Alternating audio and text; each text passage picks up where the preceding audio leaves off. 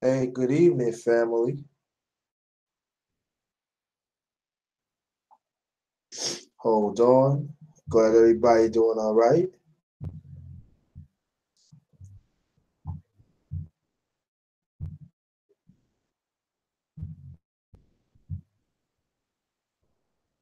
Hold on, family. Hold on. I'll get to you in a few seconds.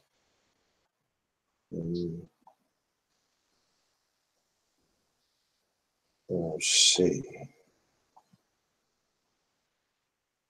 Okay, I gotta make sure everything go all right. Let me see. Okay. Again, good evening, brothers and sisters. Welcome. Man's Talk tonight. And wait for some more people to come in. Let me go check first before I get these announcements. Welcome, Raphael. Glad you come back. I'm gonna try to get you on tonight. Like I said, it's YouTube. I'm tired of this YouTube Hangouts. It's crazy. But I'm gonna try to get you on, brother. All right. So first thing, matter. Let me. I wait. I wait. Okay, see, let me check.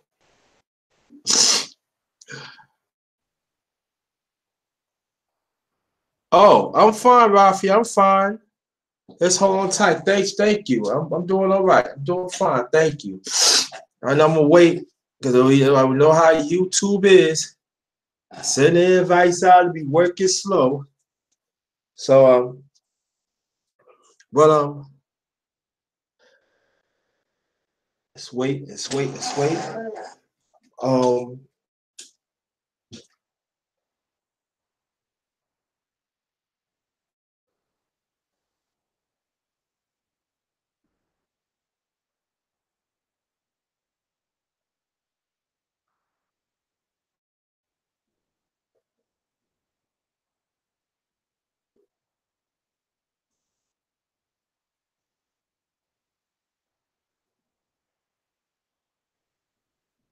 wait, yeah, YouTube is at times. So I'm waiting.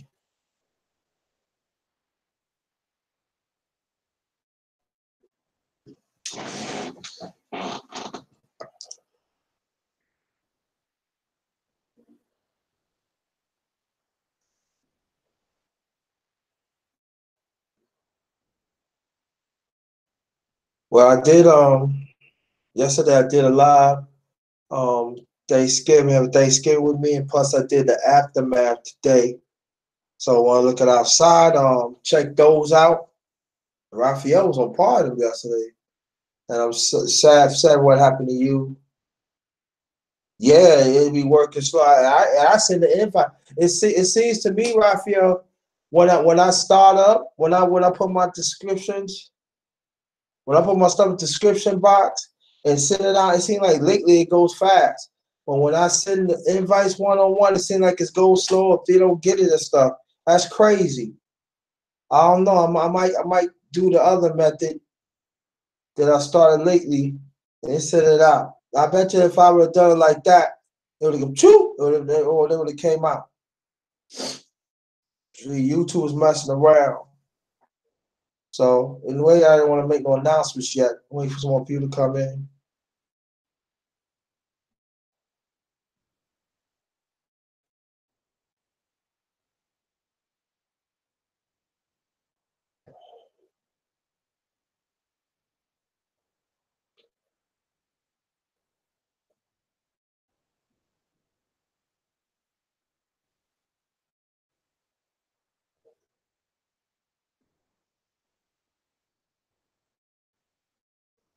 So I'm waiting.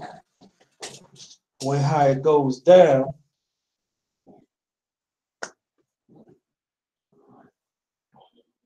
It's 8. All right, 8. I see 8. So that means it's coming. It's creeping. It's creeping. Usually by right now, they usually come.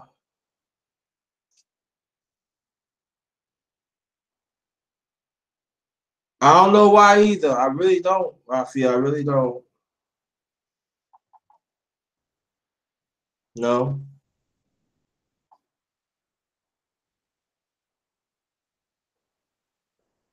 You know, they said sometimes you got to be patient with it, right? That's what they say. Let me see. Let me check the chat. Oh, okay. Still the same. Okay.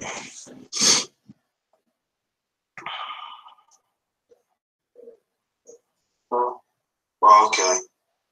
I'm just gonna wait. Sway out 9 people.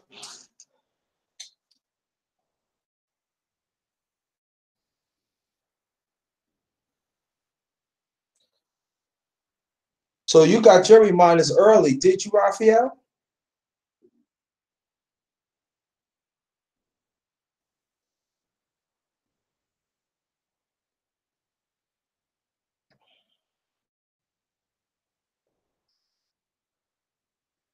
Oh, yours 10. It's creeping.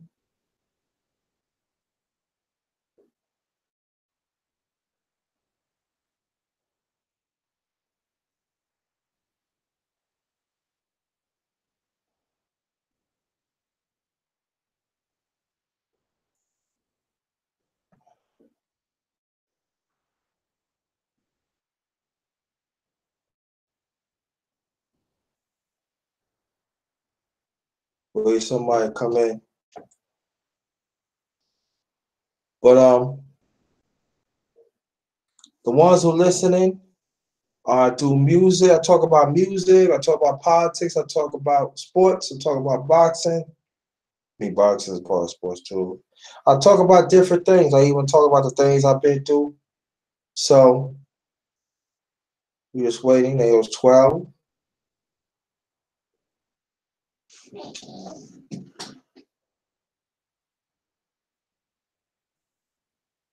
14 watching.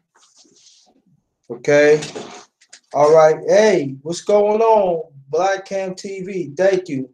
Thanks for coming. Wait for some more people to come in. Um, Black, men's talk tonight. The 12. Thanks for coming. Thank you. I appreciate that. I really appreciate that. Thanks a lot, bro. Thanks a lot. You keep up the good work yourself. Keep up the good work yourself. Shout out to LDBC.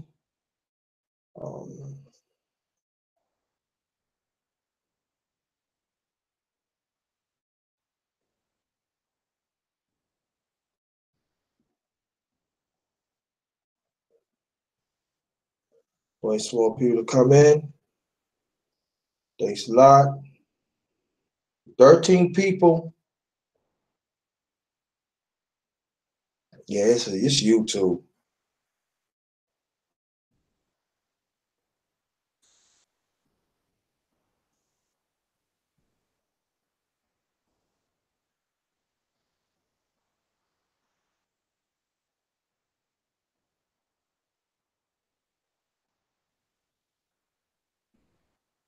It might come as a bunch too.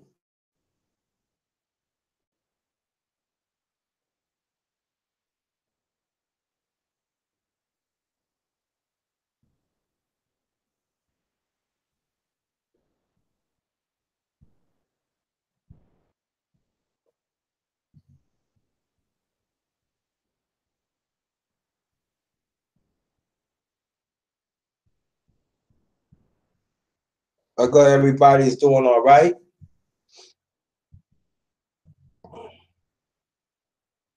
Got everybody doing all right. Raining woman, thank you. Okay, thank you. Thanks for showing up. Appreciate that. Appreciate that. Hit that like for me, please. Thank you. Thanks for your constant support. Say a prayer for me. You keep up the good work. And I'm gonna find a way to get you on the panel one day too.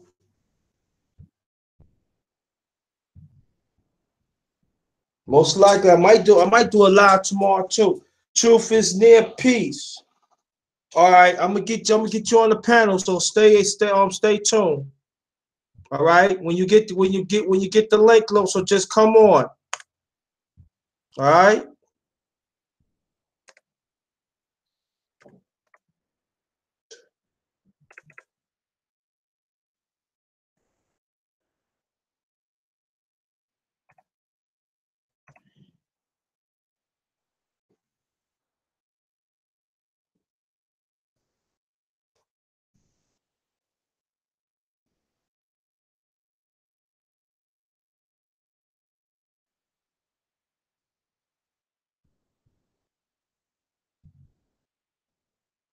Hold on.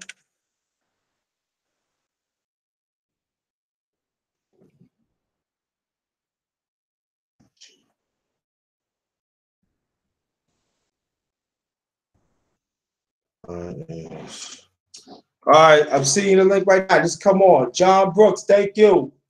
Thanks for always supporting me, John Brooks. Thank you so much. Thank you. Appreciate that. Thank you. Support John Brooks channel too. Support him. Support him. Thank you. Thank you, reigning woman. Cat PY2. I told you YouTube be coming. Watch out for your link also, Cap. I'm telling you, YouTube be coming slow. And I'll be sending out the links and everything, man. Oh, let me see. I'm sorry. Oh, man. Oh, shoot. What the okay. All right, Cap, watch out for your link. I sent it to you. Loso, if you ain't get your link, let me know.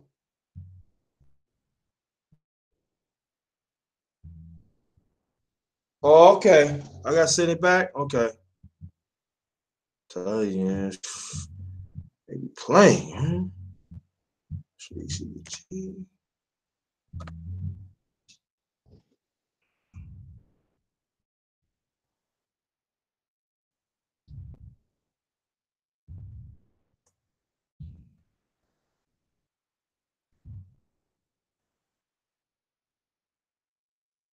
All right, Loso, send it back.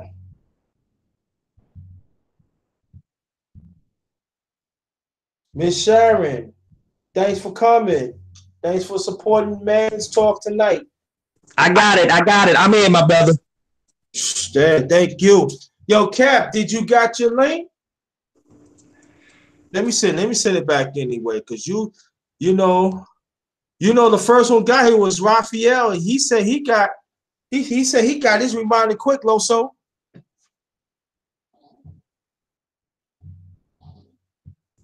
Say that again. He said, okay, all right, no problem. He said, when he sent me that chat about before 9 o'clock, he said he got his reminder quick. You know, if like for the last like 13, 14 minutes, the chat got bigger, but nobody wasn't coming in. But I know it was YouTube.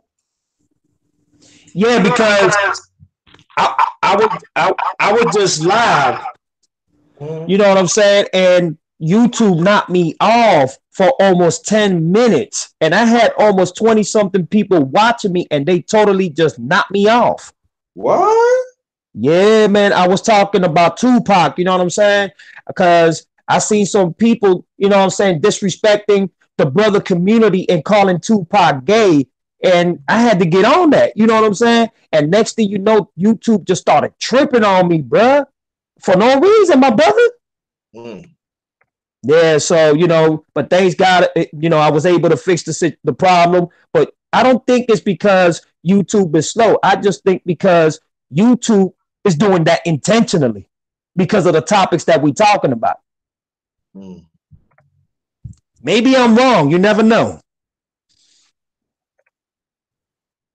But it's so funny you said it because lately you notice when I be sending out when I be setting up a live without the invites and everything, it come out. It just come out. People just get it quick. Put it like this. Sometimes I want to go into your live, and I know you be telling me that you be going live, and then I realize that I didn't get your notification, and when I go in, you already got about 15 or 16 people watching, and I miss about 20 or 30 minutes of it. Mm-hmm. It be happening sometimes. What's up to my brother Chief Stay Sleep? What's up, my G? I hope everybody doing good up in the, you know what I'm saying, chat room. God bless everybody. One time for my brother Cat PY2. Just everybody in the chat, man. God bless y'all and God bless y'all family. And I hope everybody's having a marvelous Thanksgiving and holiday for real. Okay. Hey, go Chief Stacy, I seen you the link. I told you it's gonna come in bunches. I knew it.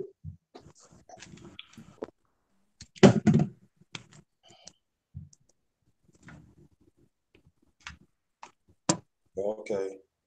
What's going on, She Stay Sleep? What's going on, bro? I'm here. Okay, no doubt. I'm just waiting for some more people to come in. What's up, Sleep? How's everything going, my brother? So what's going on, bro? I'm doing all right, man. Just chilling and blessed to be alive, man. But it's good to see you, my brother. God bless for real, man.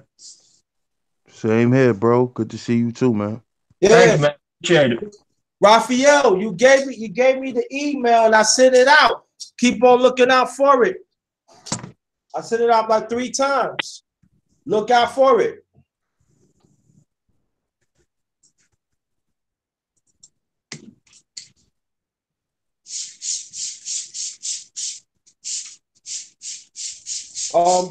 Type in your email again, Raphael. For me, please.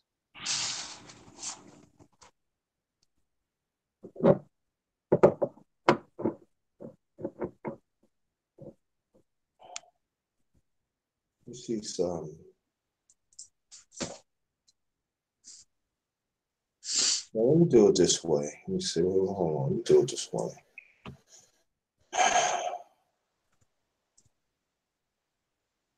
Okay.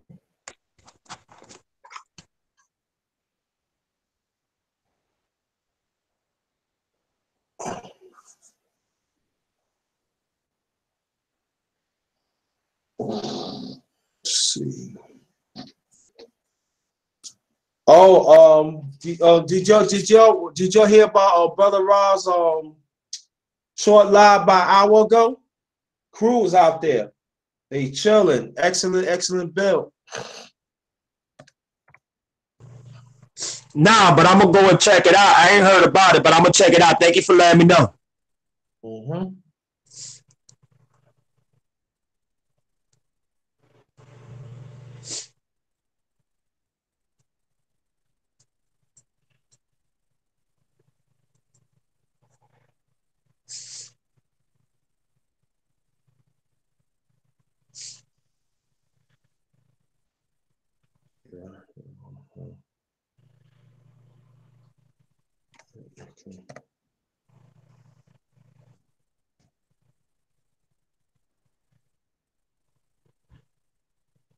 So I see my brother Raphael be going through the same thing with YouTube. Yeah, I do lives too, Raphael. And I'm gonna tell you, sometimes they kick me off or they don't want me to connect. They bounce me off of YouTube. Sometimes I can't even get in for half of the day. So I know what you mean, my brother Raphael. Trust me on that one.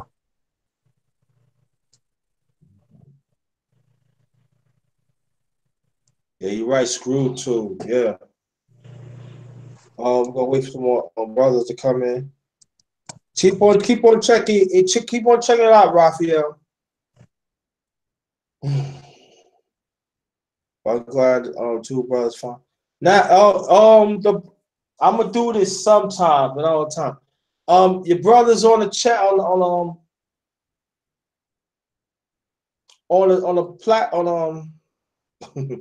on the panel. If there's anything that y'all want to post in the chat, you can. It's up to y'all.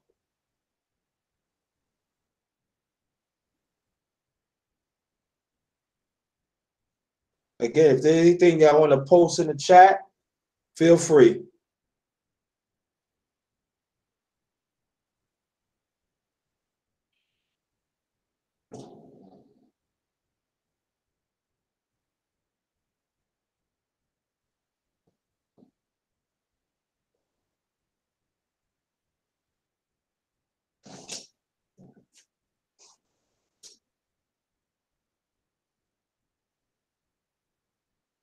Oh, see.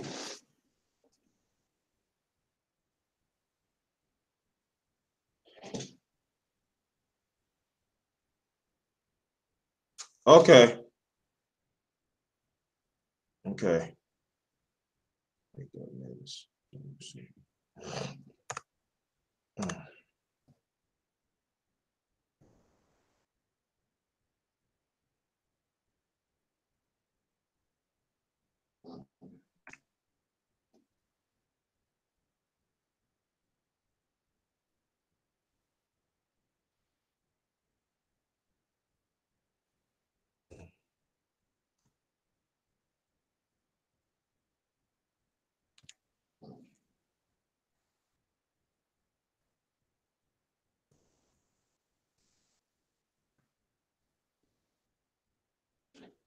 Okay, Raphael, watch out for your link.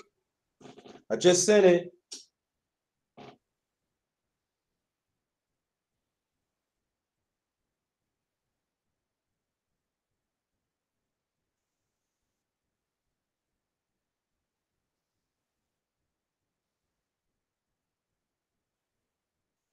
Let's see.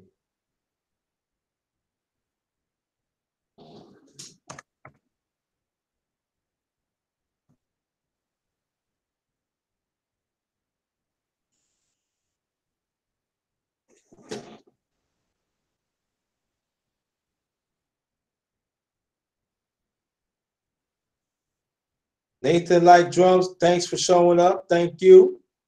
Very much appreciated.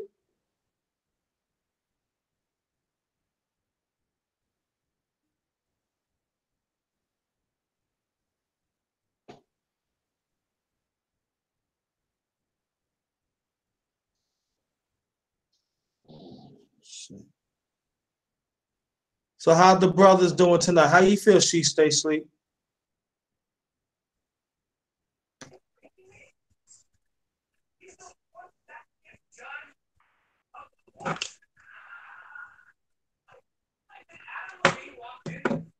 Yo, Sleep, you there? Raphael, how you feel, bro? I'm all right, man. I'm doing good, man. Just blessed to be alive. You already know, man. Blessed to just be awake and be able to be at the panel with all my brothers, man, which is something amazing. You know what I'm saying? So I just want to say, man, just thank you for having me on the panel and always treating me like your brother. But I'm awesome. Thank you. Anytime, my pleasure.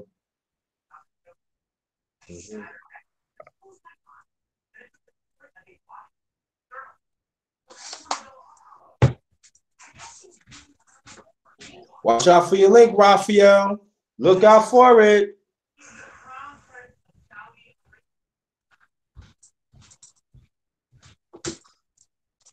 All right, King Hebrew, hold on. I'm gonna get you on. You got just come on in. King Hebrew, I'm sending yours.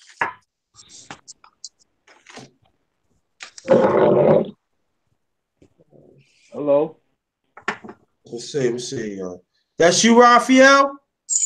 Yeah, this is me. Okay, thank you. Yeah, thank you. How you feel tonight? I'm all right, man. How y'all doing on the panel, everybody?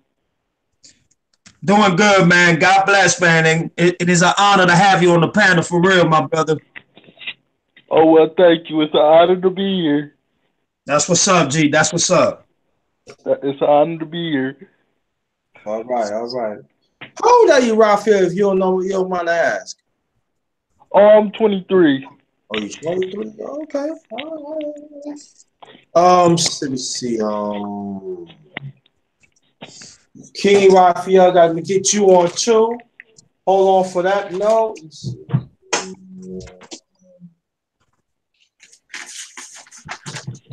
Okay.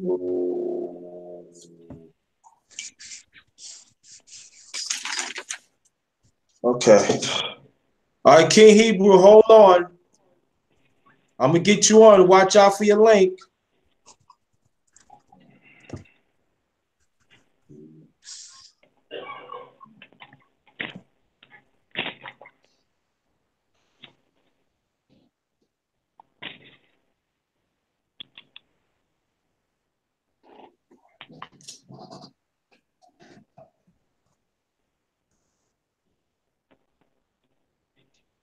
All right, King Hebrew, watch out for your link.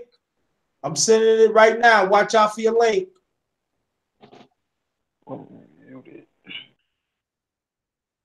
Let me see. Anybody in the chat? Okay, Rafi say you got it.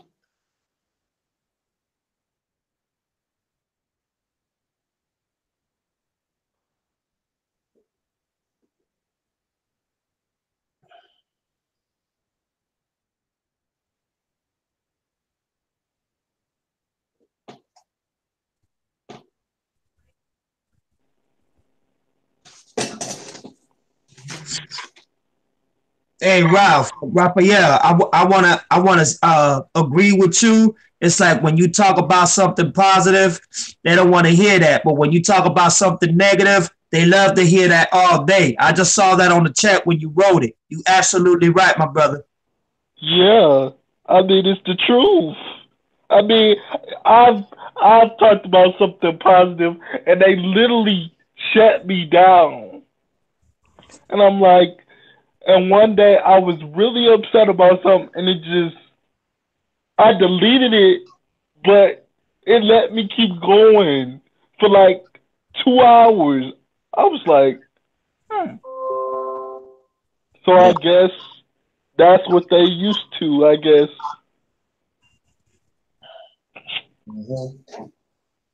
So I hear you, my G. Believe me, I hear you, man. Every time we talk about any type of knowledge, anything that has to do with our history, with our culture, anything that has to do something to upbring the mind, they always want to try to knock it off. So I agree with you 100%. yeah, and I most of my videos are positive. Now some of my videos are negative, but most of my videos are positive. You know,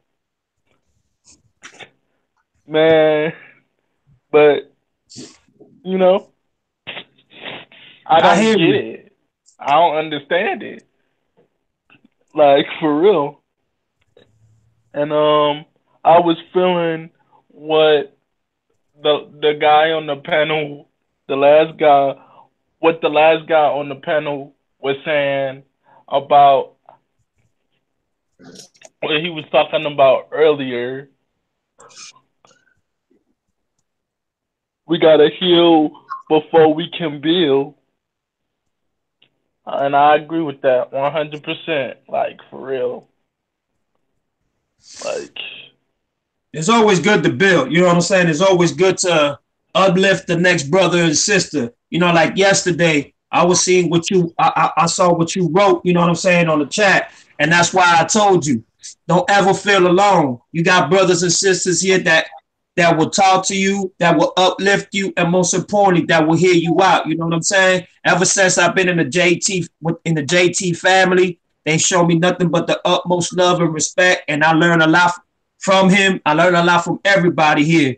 So yesterday, everything I told you, I meant what I said. So it's an honor to know that we have another brother that, you know what I'm saying, that's in the panel and that is willing to talk so we can get to know who you are as well. And I thank you for that because it takes a brother with courage, you know what I'm saying, to stand up and have a voice yourself. You feel me? I mean that for real. well, I always got a voice because I live in a city where if you don't know, because you probably can't tell by my picture, but I'm disabled. I don't see you Everybody on the, disabled, my brother. I don't see you disabled. I see you as a king. well, I am, and I have to put that out there. I always have to put that out there. And the challenges I face is like, man, as far as schools, like for example, I just left my community college because they wasn't giving me resources. So now I'm about to go to Wayne State. Got you. So, you know, and it's like Detroit is not a really, it's not a handicap friendly state. If you get my drift, like they only got one transportation service company, and that is for us. That's for disabled people. I'm sorry, but they got Uber and everything else for people that can stand up and walk. But they Exactly. got one transportation company for us. It's crazy. And the transportation company they got, the drivers is just disrespectful. They and now what they doing is they calling the clients and asking us like, oh well, how is the drivers? How was the driver courteous? And I always tell them it depends on the driver, cause it just depends. I Dude, understand. I got you, my brother. 100%. I got you. yeah. Hey, Sugar Bay, what's up, sis? It's your brother, the truth. I want to say one time to my sister Sugar Bay up in the chat. Thank you for coming. It means a lot to my brother. That means a lot to us to see you here. So thank you, Yeah. Sugar Bay, for coming through. Okay, we 12 watching now and 19 likes. Something wrong with that math. That math don't look what high as 12. All right. Malik Omar, watch out for your link. I'm sending it to you right now. As soon as you get it, just come through. Cause YouTube is tripping tonight. They always trip on me anyway, but and I send the invites too, one by one. And they still tripping on you? Still tripping. I'm telling you. Man, YouTube always tripping. But it's been like that though. Yeah, I know it's been like that. One thing I'm gonna say, they could try to do whatever they want, but they can't stop us. They can't stop us, man. That's right. King Maya, Biz, what's going on? And Phil? I started. Thanks for everybody coming. We're gonna wait for some more people to come in. Malik, wherever you if you didn't get your you didn't get the link, let me know. I sent it back out because it took me low, so to send it out on. God, I knew it. See, I know I sent it correct too. I told you. And usually when I send to Malik, he get his. He want a few get his quick. Here you go, Malik. 1, 2, 3. I said it again, Malik. Watch out for it.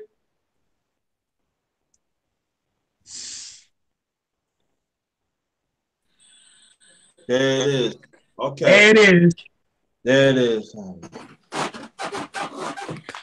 Hey, what's up, JT? What's up to the chat and the panel? Malik? What's going on? What up? Hey, good brother, man. I was the brother from Detroit, man.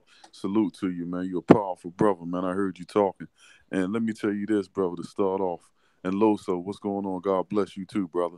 Oh, you already know. I'm chilling, man. God bless you too now. No doubt. My brother from another with Christ, man. But you know, I refuse to ride anything that's public transportation suitable if it's not ADA compatible. I don't ride no airplanes if it's not ADA accessible. I don't ride no buses if it's not ADA accessible. And I'm personally a car holder of the American, the ADA, American Disabled Association. I really take that serious, brother. You know what I mean? So in your fight and your vigor that I heard you talking, man, I relate to you, man. And you know, before my mother passed, you know, she was 50% wheelchair bound, and so I relate to you. And I won't change my stance, good brother. If it's not ADA accessible, you know what I mean? I don't roll like that. Uber, I won't be supporting them. You know what I'm saying? If it's not 88, now I don't roll like that. They have a disclaimer on their website that they are, but they're not because it's people with regular cars. But they claim that they have certain vans and whatnot. So brother, keep on fighting your struggle, man. And I But sincerely identify with you. but Malik, this is the thing. They have the contract in other states. Mm-hmm. They have the contract. That's right. They had the contract in Chicago. They have the contract in all these other states, but Michigan. Michigan don't have the contract. Wow. Yeah, but they have also here in Philadelphia. We have that contract. That's a no-no because a person that's disabled not only can only sue the company, good brother. And you could type this up if you don't believe me. They also come to you personally and sue you. Yeah, that's how. Well, I wish I could sue Metrolift because Metrolift, they outright disrespectful. They have made me mad on so many levels where they done got my blood pressure up where I done just went off. I got on YouTube. I was talking to my YouTube fam like, what? Because I be trying to figure out what is wrong with these people, and then they always calling me, talk about do you got time? Do you want to do a survey? And sometimes I tell them no.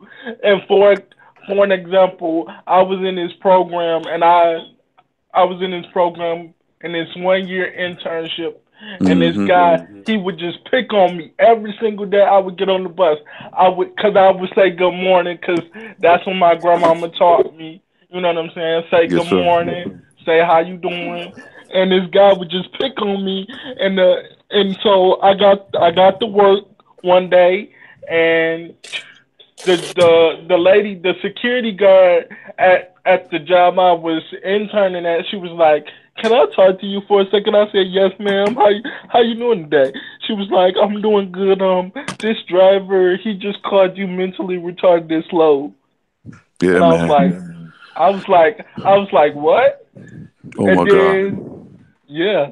And then she told my brother, and what did she do that for? My brother, he came to my spotlight presentation, and he asked me after we got done and stuff like that. He said, "Raphael, is this driver messing with you? Don't be scared to say yes or no." And I was like, "I got this, Kevin, because my brother, he's crazy." Absolutely. He's crazy. Brother. He go ham. Yes, sir. For me. You get what I'm saying? So one day the driver came, he was blowing. My brother really just slammed me down in the chair because he know how these people is. They rushing me. They only give us 5 minutes and all that type of stuff. But anyway, he was pulling off, and my brother, he yelled so loud at the top of his lungs. He was like, "Hey, come back here." And he came back. And Kevin, I was getting on the bus, and Kevin was like, "Is this the driver that's been picking on you? Don't be scared to say yes or no." And I was like, "Yes," but I was scared because I didn't know. I got to ride on this bus by myself. You get what I'm saying? So he was like, "How you doing? My name is Kevin." And I swear to you, this guy, when I got picked up, because I used to get picked up at like 2:30 from my job and go back home. When I came to the bus, he was nice. He let the lift out. He didn't give me not one single problem. He was like, "You look tired," and all this type of stuff. And I was like, and this guy had been picking on me forever. And I'm like, for real?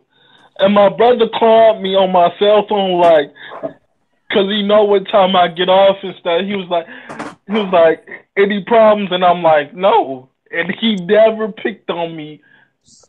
Yeah. A day after that. I don't understand it. Yeah, well, no, you understand it, brother. You got people that love you, man. They ain't nothing to be playing with. I'm also a card holder of Special Olympics. That's God is my witness. So that's very passionate to me. And you don't have to be my biological brother, man, for me to stand up and say something to a sucker like that. But I said about another 10 more minutes. I'm trying to wait for some more brothers to come in. If not, well, we gonna get this thing going. Well, no doubt, no doubt. We gotta get this thing going. I'm trying to wait around. I know it's YouTube. You know, it's funny, Malik. Check this out. There's let me pull this up. 8 watching, and also we got 20 likes. Right. So that means that there's gotta be more people coming in. So, but we ain't gonna wait. We're gonna wait about 10 more minutes. Then we're gonna talk about the injustices of us as men go through. And I'm asking each person on the chat, on the panel, and be fair to the next person. Be fair. And then the ones that's in the chat, we're gonna talk about injustices what us as men go through. Oh, I'm just asking, let's stick to the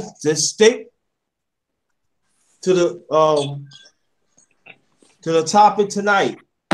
Injustices of what us men go through, how we gotta overcome it.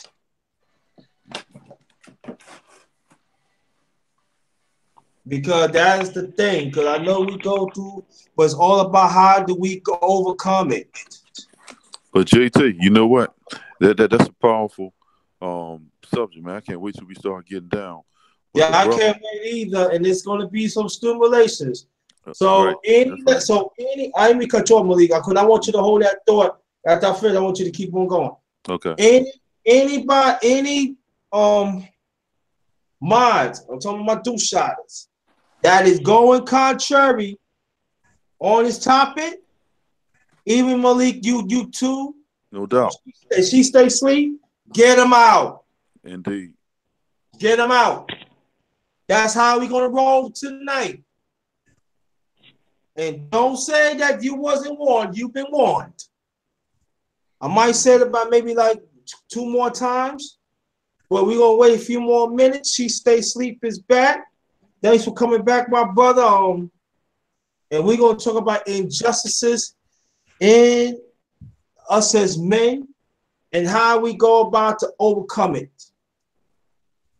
And JT, that's before we segue, the brother that's on the panel, that's a great adjustment, man. That's a great injustice, should I say, man, to be handicapped and mistreated, man.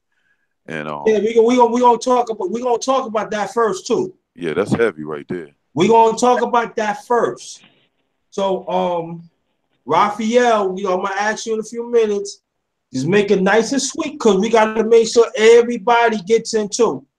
So okay, I got you. So we're gonna talk about that story first, and then I want each brother to talk about their injustices that you go through. And it could be more than one. It don't have to be just one. It could be more than one. And constantly is going into and what you see. And it's all about solutions and how we overcome it. Mm-hmm. Because my thing is tonight that even like some brothers, some men who do not want to get on that, I understand sometimes, we have to understand that there are still injustices that we go through. And we have to understand, and sisters, you have to understand too that sometimes we don't let you know, even the significant ones. But the men that have families, especially, I go for single people, it's go single person like you too. But sometimes they withhold within them, so you will not be worried. But trust me, we go through injustice too, and we have to talk about this. This is long overdue. I definitely agree, TJ. Definitely. That's why I talk about it on my channel, like what I go through and stuff. Definitely. But at the same time, not to be complained about, right? Because there's a difference that some people complain, but they don't want to do nothing about it. But I'm just talking about, but at the same time, we're going to talk about the injustice. We have to. Okay, we're going to wait a few more minutes. Anybody else on the panel that want to say something before we start, feel free. Feel free. You know what, Malik, before you say anything, I want to say this to Raphael, and I'm going to make it short. Raphael, I deal with ADHD. I deal with ADHD. I've been dealing with it since I was born, and I'm gonna keep it real with you, my brother. My mom used to smoke crack, and that's how I came out with that defect. But you know what? I over defeated everybody that thought that I wasn't going to be successful at what I wanted to be successful in. I'm talking about people harassed me, they bullied me, they disrespected me, they done everything. You know what? I was able to rap, I was able to do poetry, I was able to meet a lot of the famous people that I've always wanted to meet, and I overconquered all my enemies and even people that thought that was smarter than me.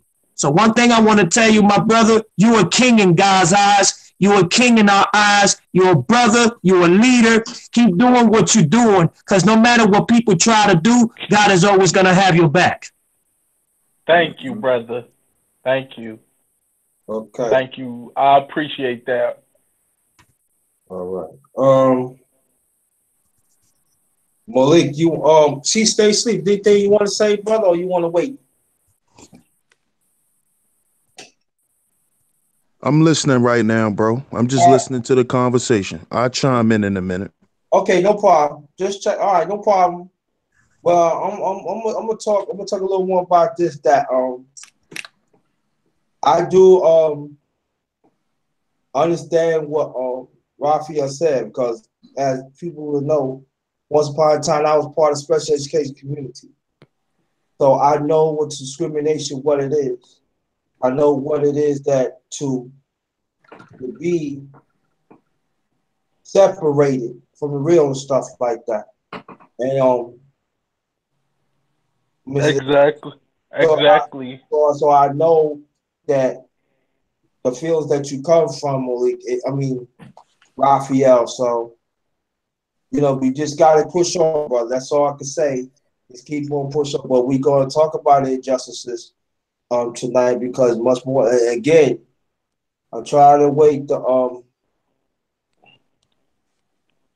some more people to come in. King Hebrew, if you're listening, I send a link out to you. You're welcome to come in. All right, so. Hey JT, Yes, I'm putting him on the I'm putting you out there, Sonny Boxing Talk. He just texted me. Man, get your behind on this panel, Turkey. I sent him the link too. Yeah, come on, man. Don't play, man. We need as many brothers on this panel. Come on, family. We got Sheik, the God. We got Loso, the God, and we, come on, man. Send it to him again, JT, if you don't mind. Thanks. Here you go, Sonny. He in the chat. Hold on, I'm gonna say something to him in this chat. Hold up. Oh, he's in the chat? Nah, he just texted me. He said, he just said I seen you in the panel. Hold on, I'm gonna still say something in the chat. Daniel S. Okay, he just texted me. He said he driving and listening. So I got him. Yeah, he's driving. Yeah, that's right. He's on the road. Right, he's on the road. All right, my bad, Sonny. Hey, Daniel S., God bless you, sister, for coming in my brother's channel. Thank you very much, Daniel S., for showing up. God bless you, sister.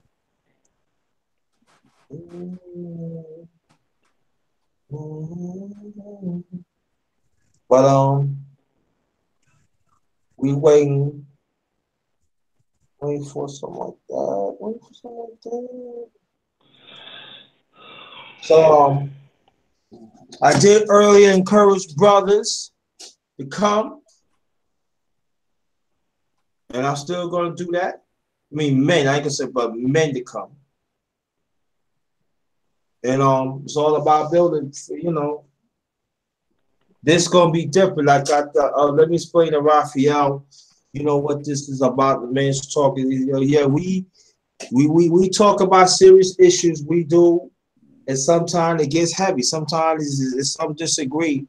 But my thing at the end of the show, long as we understand that we find solutions and build as men, and that's exactly. And so that's what I'm coming from. Raphael, and we have fun too. You know, we crack jokes and everything, but at the same time, we tell the truth too. You know, I think about Exactly. but 2 weeks ago, it was me, She Stay Sleeping, and Loso. We was cracking jokes, but at the same time, we was telling the truth. And and people was like, so sometimes you gotta let loose sometimes. Not all the time, but let loose sometimes. So I'm just letting you know. So in case we crack some jokes, don't get offended. It's just jokes, and we telling the truth of what certain things is going on. And so, Oh, I never get offended. okay, I'm just putting it out there because it's the first time you've seen my channel. So you are being warned. You've been warned. And everything. Okay, that's enough. That's about. I gave you more 10 minutes, so we're gonna start this going. Okay. I want to welcome everybody in the chat. I want to welcome everybody. Welcome. I want to welcome Welcome. Raphael. I want to welcome She Stay Sleep. LDBC, the movie maker Malik Omar, and welcome Loso. You already know, man. I appreciate that. I appreciate that God gave me the fortitude to still have this. Now, I want to get at She Stay Sleep. Have you heard the story about Raphael? The injustices.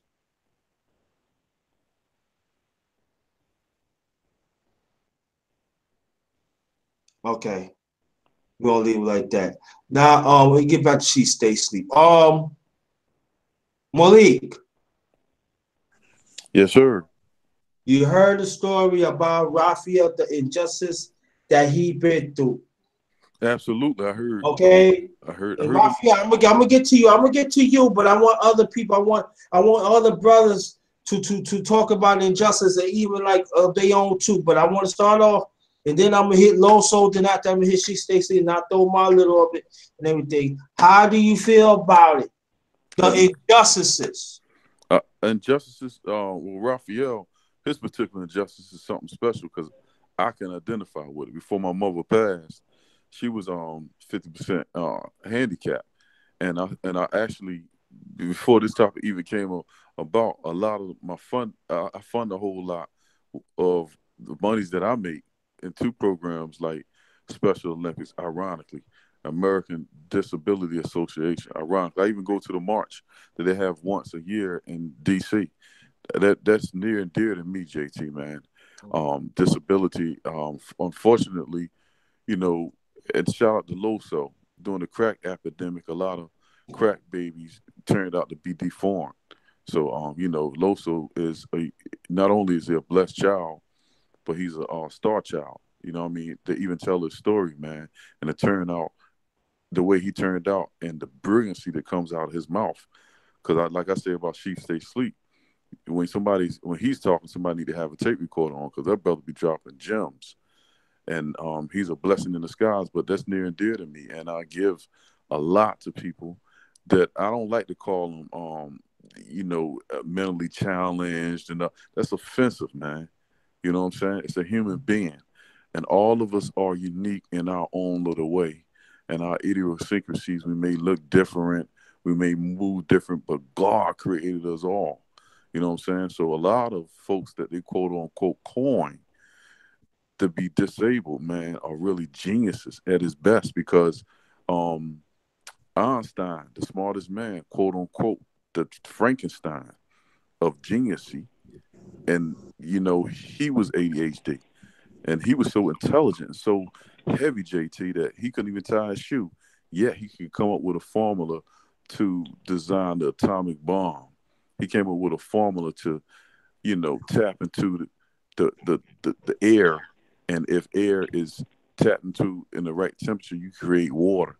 This man was a genius, but yet he was ADHD and he was he's a learning disability, quote unquote. So we have to be very, very, very careful, man, with them type of injustices because I know people that got all five of their senses, brother.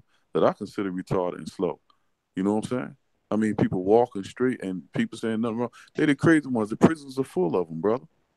Male and females. And they don't got ADHD. They ain't humpback. They ain't bent over. You know what I'm saying? They ain't crippled. You know what I'm saying? These people walking upright. So I'm not scared of them people. And I love them people. They're more humane to me than these so-called regular folk, man.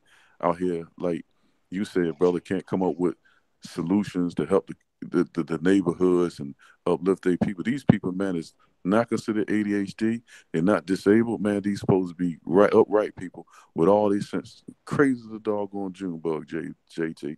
So, you know, the brother I listened to, I empathized with him when I heard him. It's crazy to sound. I teared up internally because I understand what that brother going through. Because you know what happened to me, good brother? This past March, JT, I slipped on some black ice, and unfortunately, I tore my tibia bone. So I was out of commission earlier this year, man, and I was on crutches. I know how I feel, man, not to move, and you got to hurry up and move for that person to hold that door for you. I know how that feel, man. God put me in that situation for a little bit. So I identified with you, brother, and my mother before she passed last October. She, like I said, she was wheelchair bound and she couldn't move. You know what I'm saying? She was actually a humpback. You know what I mean? Because she allowed people to dig Wow. up. Yeah, she allowed people to dig in her back. I, and I said, "Mommy, don't allow nobody to do that." And the doctor used to tell her right after the operation to stand up and walk. She wanted to lay down in the bed. So she developed a curvier shape, and she was classified as humpback.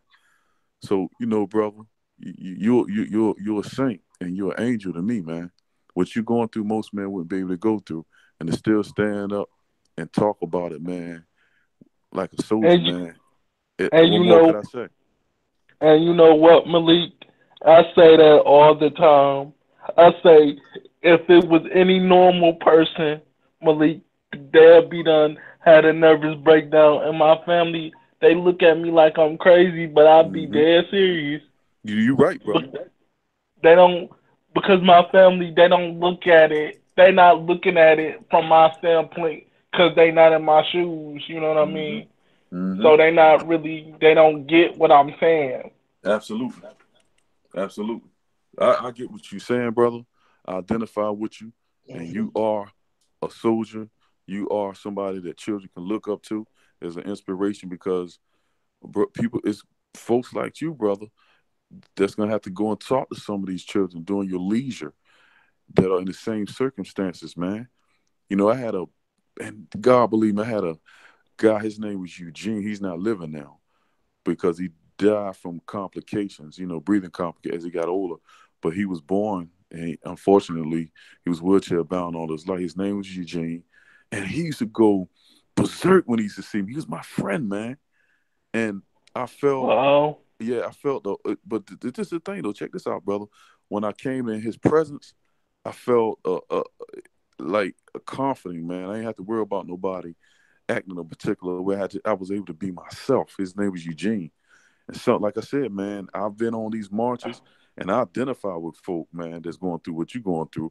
But you for real, man, you are a blessing in disguise, and I hope that you take the time to go and talk to younger children that's in your same circumstances and make them stronger, man, because we need you.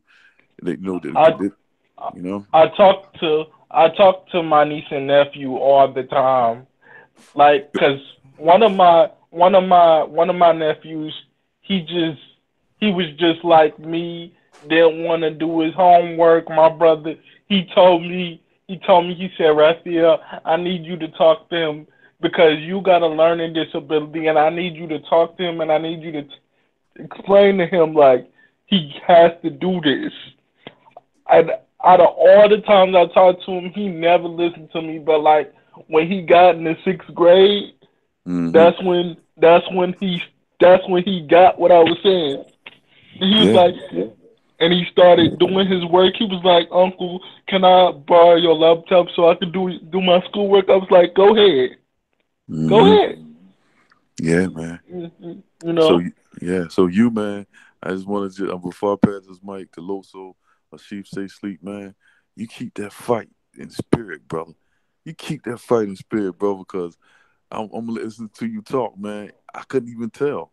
You know what I mean? I'm looking at your picture. You can't tell by talking to you over the phone. You see how God will put you in a situation that everybody's on the same equal playing field.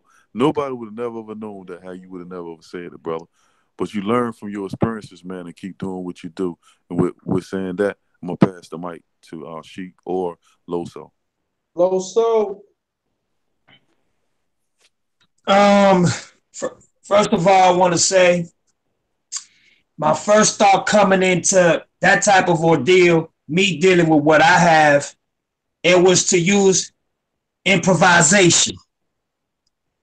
By me improvising with more positivity, I never fed into the negativity. My motivation and my dedication towards the injustice that I was going through, dealing with being bullied, being disrespected, and being, to people's eyes, less than a human and more of an alien because I was different. It only empowered me to build courage and build more strength. And it gave me the knowledge to give myself more respect and more love to myself. You see, I didn't care what people had to say about me because I knew I was smart. I didn't care what people had to say about me because I know God had a plan for me. I didn't care what the teachers and what the sisters or what the other students and other brothers had to say, because you see, those that speak bad with their tongue, those are the ones that lead themselves to fall to the ground like it was waterfall. You understand what I'm saying? I understand. I myself said to myself, I am my own leader. I am my own man. I am my own king. If I don't stand up for myself, ain't nobody else gonna do it. If I don't build my own trust and my own understanding, and I let people keep on building injustice towards myself, I am going to fall. So that's why I say, if we don't stand united, we will be divided and we will fall. Remember, JT always says this. Unification is very important. I don't care if you disabled. I don't care if you regular. I don't care if you average. I don't care if you a nerd. I don't care if you a genius. It's not about that. It's about unification. It's about inspiration. It's about dedication. It's about looking at the other brother and giving the other brother the same motivation and inspiration that you building and you carrying yourself. You know why? Because in today's world, there's so much negativity and there's so much downfalls and there's so much criticism that you have to build your own will. You have to build your own foundation. And when people see that from you and they see that they can't break you, they will join you. That's all I have to say. Okay, cool. She stay asleep.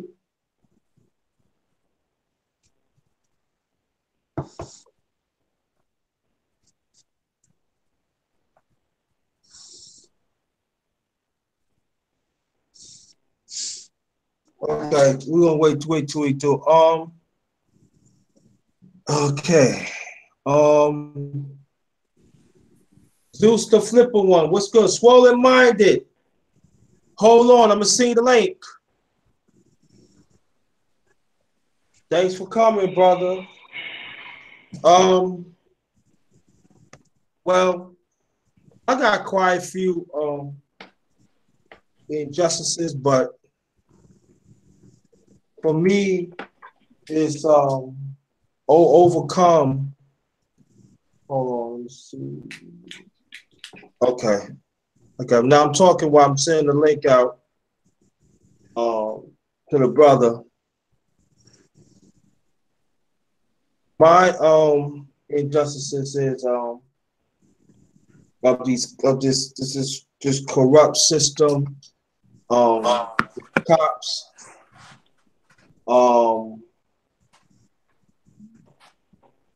everything that goes with it, and I don't like it, and for me is if you trying to do what's right, there's always something happens again. And as a man, when you try to let me see if the okay.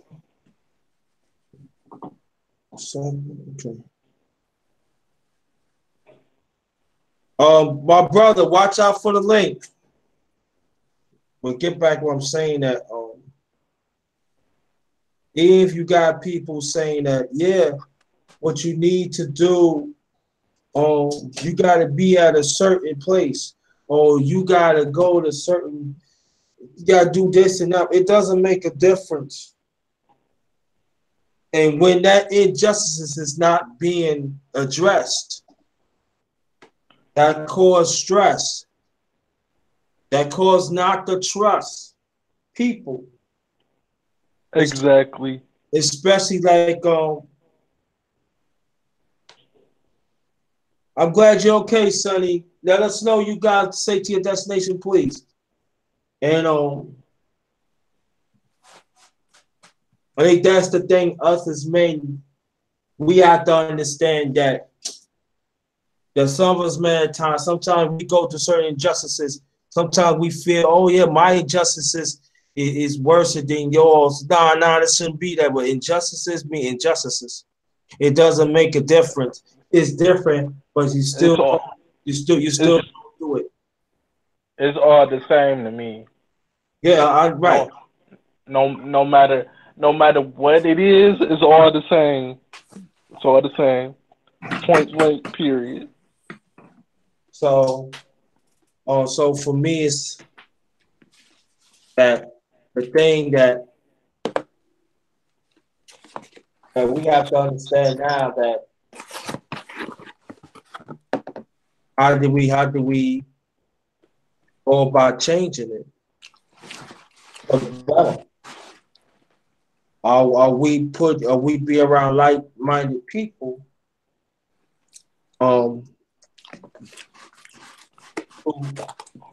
Well, I think by one way of doing it is we have to stand up as a nation. I mean, as the people, and say this is not right. And I think that's the problem too, because I promise, and this is just what I believe. If we stand up as the people and we say this is not right, people in government, people in your local city, they have to do something. They have to do something. They're going to have to do something. We gotta go to the news outlets.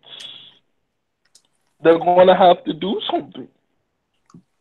And I find and what I find, because I'm in the disabled community, we don't stand up as a nation and say this ain't right. We just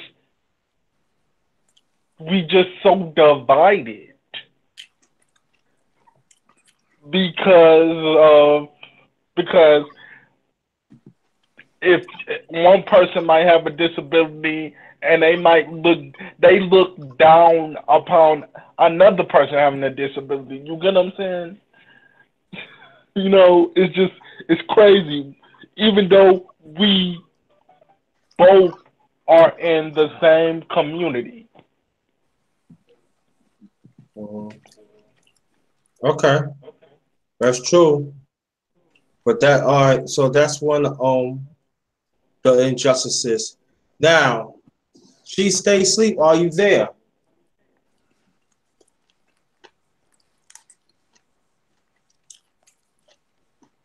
Okay, he's not there yet. Malik, if there's any other injustices that you've been through in the past, and how you overcome it? Yes, sir. You know me, brother. I got to go ahead and bring this one up, man. It need to be talked about. And it need to be on the forefront. Every time we talk about injustice, racism. Yeah, I was driving my S550, man, and I was in Virginia, and this old redneck hillbilly cop that he just pulled me out over the clear blue, and I thank God my wife was in the car, because how she would have never been in the car, JT. I know what he was doing, man. He just put me over for no reason. And one of the questions that he said, my wife, and I'm not one to get angry real fast, but I get offensive, and I'm very, very like, what? You know what I'm saying? He asked me how could I afford their car, and so when my wife seen I was about to go right back at him, she said, no, chill out, because he's gonna shoot you. You know what I mean? I know you know, or he's gonna have to beat you at the billy club. That's how pissed off I was. So he took me out of the car. She stayed in there. Mind you, my car is running, and he handcuffed me. And JT, he handcuffed me so tight, man. And all I asked him was, I said, sir, can you unloosen the hand? He said, hell no. And so he told me, you know, to sit kind of like back on the car. Mind you, the car is running. This is a hot day, man. I'm burning, man. And I'm like, yo, my man, this thing, the hood is hot. So he going on and on and on, asking me all kind of questions. But I'm glad that I listened to my wife from the God Intelligence told me, don't even relate to the cat, because the moment I would have related to him in a negative way, I was going to jail that day, JT. So I had to take all the power of God and my wife's wisdom before she said something to me, before he handcuffed me, man, that all that was a setup. So, yeah, but it was very, very offensive. You don't know me from a can of worms. They asked me, can I afford this type of a car?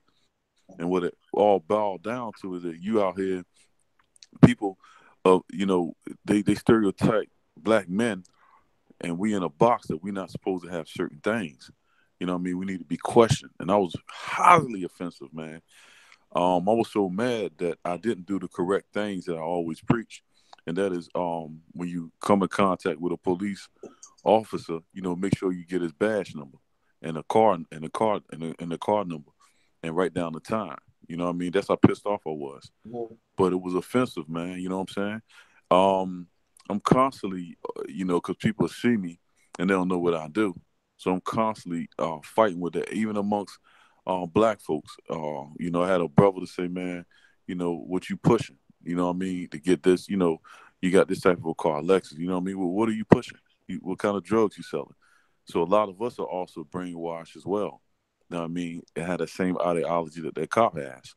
So, you know, racism is something that, you know, I unfortunately had to address personally, man. And it's not cool. That's why I can identify. And even with white folks, if you raise somebody that's white up, that they better than you better than them people that are dark skinned. You better than them because they stink. You better than them because they dumb. And all of them are not facts. When you get in college and you're in the same college classroom with that gentleman or woman is in, then you know it's not facts. And so when you condition, brother, and you indoctrinize with that sickness, I understand some people can't help it until they actually get out here in the real world and understand, hey, my mother was tripping, my father was tripping, but that's how they was raised. So these particular curses, man, that white folks, some white folks are accustomed to, you know, I can't even fault them for it, JT. You know what I mean? Because it's wrong. Racism is wrong. But some of them, that's sick. It's a sickness, man. And it's a disease. And if you don't have no cure for that disease with self-education, and, you know what I mean, it's very, real difficult to come out of that sickness. You know what I mean? I talked to a Klansman one time, and, you know, he relates to black people. He works with black people. You know what I mean? He's a writer and whatnot. And he said, well, you know, I just couldn't help it. Hey, man, I was on an hour. I never seen a black person until I was about 21 in college.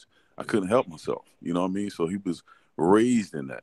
So a lot of these people that think like that, unfortunately, man, they've been indoctrinated from a little child. So you can't afford a little child that's grown up to be an adult to think like that. That's a sickness. And so, But you know, but you know what? I made it different, Wally. It's all good. I'm gonna tell you why. Because when you get older, especially you develop conscious, you're supposed to know better. And so again, I'm not gonna let him off the hook like that. No, JT, no. That's what I was saying. Until you get out here and you indoctrinate yourself and educate yourself. and say, you know, my parents, they was tripping. Okay, I No, got you. I you know got what I'm you. saying? Because some of them really, yo, son, I know this white girl. She married this white dude. Word. This is the God knows truth at JT. God is my witness. He's from like, I want to say Idaho or somewhere. Dude never been around black people. Like they have rural sections out in the Midwest, and some people really can't help themselves, and they follow these folklores and they follow these make believe stories, man. You know, these I'm dead serious. These urban legends about black people. Some people, and I'm not, man. Are you kidding me? I can't co-sign somebody thinking like that. But I'm saying I have to be as a educator. I have to look at the whole the whole. You know, if for every cause there's an effect, JT. So I have to look at it from the opposite pinpoint worldview as well. Some people never been around black people, and they go by urgent legends until, like I'm saying, the gentleman I'm talking about, he's a writer in Philadelphia. His first time he seen a black person, he was either 20 or 21, and that was in college. He realized that we didn't have tails. He realized that we didn't stink. He realized that we wasn't dumb, because when it came to math, he had a sister that was, you know, tutoring him. So when he went back to his parents, man, he was frustrated and angry at them because, you know, all it was lies. Once he got away and seen there was a whole bunch of lies. I experienced that stuff, man. And the beautiful thing about college is when you go there, JT, you meet people from all different facets and all different cultures, man. That's why I love college. But that was his story to me. You know what I'm saying? He don't think like that now, but I'm just saying, you know, he had to educate himself. You know what I'm saying? And that's real. Some white folks that think like they never been around black folks, they really believe we got tails. Some of them really believe that we stink. This is real. But these are urban legends. That's what I'm saying. But that's what I'm saying. It's JT, before I go, it's a disease. It's a sickness, man. But once they cure themselves, it's curable. Like me, I tell you quick, man, I don't care who listen. I used to be a nigga. There's a difference between nigga and black folks. I used to be into niggerism out here, you know, treating my own kind of people, man, cussing. You know, I used to hang around drug dealers and stuff, man. I was running with women and whatnot every other day. I was at a club and all that, man. I used to read. I ain't dropped down from heaven. I always tell you, I came up from hell. But that's what I'm saying. I had to reform myself. I had to change my ideology, and all this stuff comes with time. But they can be changed too. The Klan can be changed. Anybody that was involved as an Aryan Nation, they got a movie out, if I'm not mistaken. Man, the name of that movie is called The Third Reich, I want to say. But he went to prison. He never been around black folks. You know what I'm saying? Same kind of story. And some of his friends kind of indoctrinated him that wasn't true. So anybody could develop themselves, JT, and change. That's my point. You know what I'm saying? I'm gonna pass the mic. I know for me, this it's not the first time I stopped by Cop, so I'm not gonna bring it up. It was one time. This is I was niggas I was Joe Witness associated with it. We had book study, and that was during the time that my brother he was living. My second oldest brother was living with my great grandmother at the time. She was lit. I think she was dying. I'm not mistaken. I think she was dying at the. So what happened was he came to see us. So we went to the store, right? Went to the certain Arabs on their canals that's like around the way where we live in Brooklyn, and it was a robbery. So to get to the Arab, they knew us since we was little, knew my father, mother, and everything. And he said, I'm gonna make your sandwich. I'm gonna make your sandwich. So he ended up making our sandwich for free. The soda is cheap. He said, I gotta get you out because I don't want nothing to happen. And it was a robbery. And so what happened, we left. It was these cars. When I'm talking about these Benz and cars came from nowhere. And they said, no, that's not them. So they went to the corner. These are the guys that robbed. These are the, I know them. They did not do nothing. He was telling them. They was telling them. And then they had shotguns in my back, shotguns in my nuts, 45 each of my head. I had guns everywhere. They had guns on my second oldest brother too. But as learning the Black Panthers, you gotta be calm with stuff like that because they was nervous. I said, we ain't do nothing. And he said, listen, man, The guys is right there. They point him. Why is you? No, they are not. They are the ones right there. And come to find out, I know these guys got away. Now they end up catching them like 2 years later. 2 years, two years of $2 later. But and after all that, they shoved me. And I see my second oldest brother cry. And I told him, yo, no, don't let him know. And I said, we ain't do nothing. But I understand the system. To you, MF. I ain't no MF, so I ain't worried about it. And the thing, to really look back, it stays with you. And I remember that my second brother, he said, I'm walking to the corner. I don't need you to walk to the corner. He said, why? I said, it'd be better you walk the other way. You know, I'll be all right, as long as because you know the Black Pack, they show you how to walk in the crowd, camouflage yourself, you know. So I learned that. So that came right in the picture. And they didn't follow my brother. He walked up. He said, well, no, let me, okay, you walk me halfway and you walk back. So I walk back. So I walk around. People say, they ain't right, they ain't. And it was called it. No, we just want to make sure. No, you didn't make sure you want to hurt me. If nobody would, you want to kill. Oh, please. And it was, to never forget, it was 2 cops following me. And it was this cop, it was this detective was back and forth. Listen, we said that we, man, I said, I ain't want to talk. And I back, and then I camouflaged myself, walk with the people, and then they turned away. And I never forget, it was people was going to the car. He didn't do nothing. He didn't do nothing. They ain't do nothing because some of the people see what happened. And I remember people saying, how you feel about it? It wasn't the first time, and I know it ain't going to be the last. I told my mother and father about it. My father was very angry. He came downstairs really looking for them. I said, Dad, you ain't going to find them. They gone. And, but I have to understand that I'm not the only one go through this. I have to understand that even we ain't do nothing, we get killed for nothing. Now, does it flash in my face that I'm going to die? Yes. And that's the injustices that we talk about, that sometimes that some of us don't understand and everything. And so, and there are some injustice that stays with you too. It really does. You know, you get over it, but it stays with you. But I don't let it be a hindrance to me at the same time be a victim of it.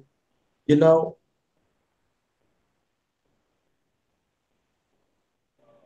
Let me see. Oh, let me read this first. Muhammad as the one. She made some positive strides today, where doctor order.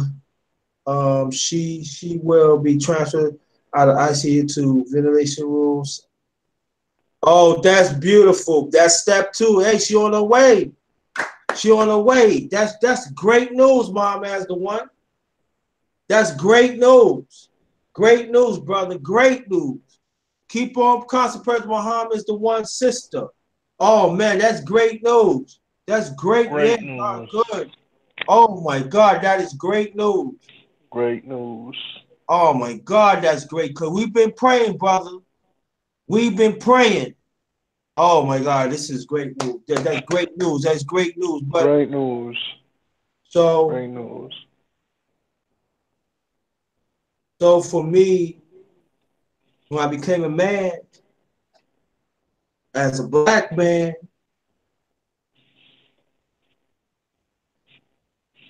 got to keep on striving. We got to understand this system, long as this system is oppressed, we're going to go through injustice. Even sometimes from our family too, of our loved ones. Got to understand that too. That a lot of us don't want to talk about it, but we do. Yeah. She stay asleep. Are you nearby?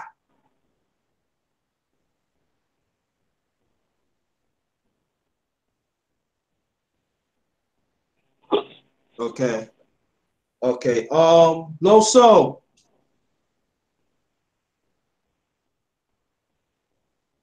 Loso. Sorry, my bad. I have to go with police brutality with me. Okay.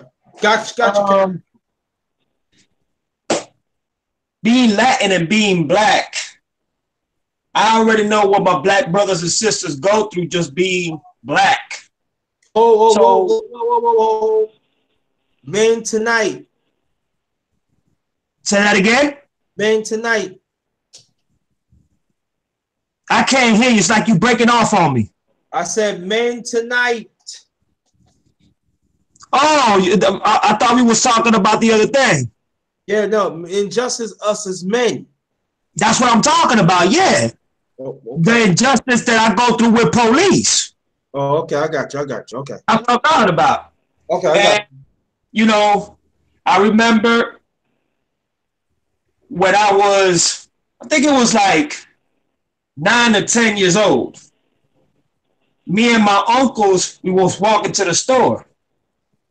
And one of my uncles was stopped by a police officer. And just like Malik, my uncles will take something so offensive, very offensive. And the police told my uncle, I don't like the way you look. You look like a drug dealer. Let me check you. And my uncle told him, do you have probable cause? Do you have, you know what I'm saying, any rights to stopping me? I know my rights. To make a story long short, they ended up shooting both of my uncles. Oh my God. I am so sorry to hear that. Oh my goodness. You understand? So that left a big hatred. And it also made me racist at the time. Let's keep it 100. It made me even more racist of what I never wanted to be. But then I was 16. Yes, I was 16. And I was stopped by the police because we got what you call today stereotyping. You know what I'm saying? Just because you dress a certain way and you look a certain way and because how you talk.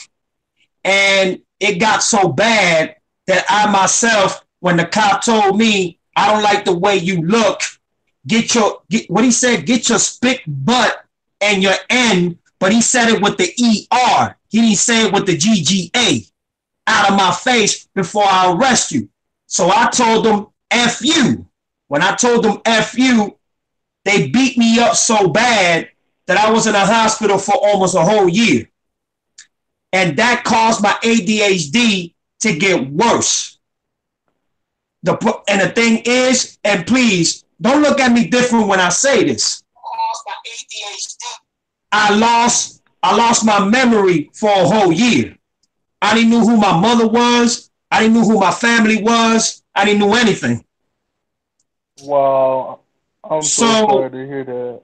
No, man, and don't be sorry, my brother. Don't be sorry, because I'm here. I'm here today, and I'm stronger than ever. But I remember one day I was sitting at the dinner table, and I was eating. And just hearing my mother say, Carlos, after a whole year and remembering her voice, I finally came to realization, oh my God, that's my mother. That's my family. So, you know, I get up and I'm like, Mom. And I start crying. They start crying. And not even a month later, I get beat up by the police again. So you see, being two races is it's a big deal, because no matter how good you try to be, how much you try to stay out of trouble, no matter how much you try to stay away from them, the injustice that I have suffered still seems to come around my way. I could be walking to the store right now. I guarantee you, if there's 3 police officers patrolling the place, one of them is going to stop just to harass me. Now, when I came to my conclusion is when I seen a white brother come to my defense one day. He told a police officer that stopped me, leave the brother alone. The brother's not doing anything to you.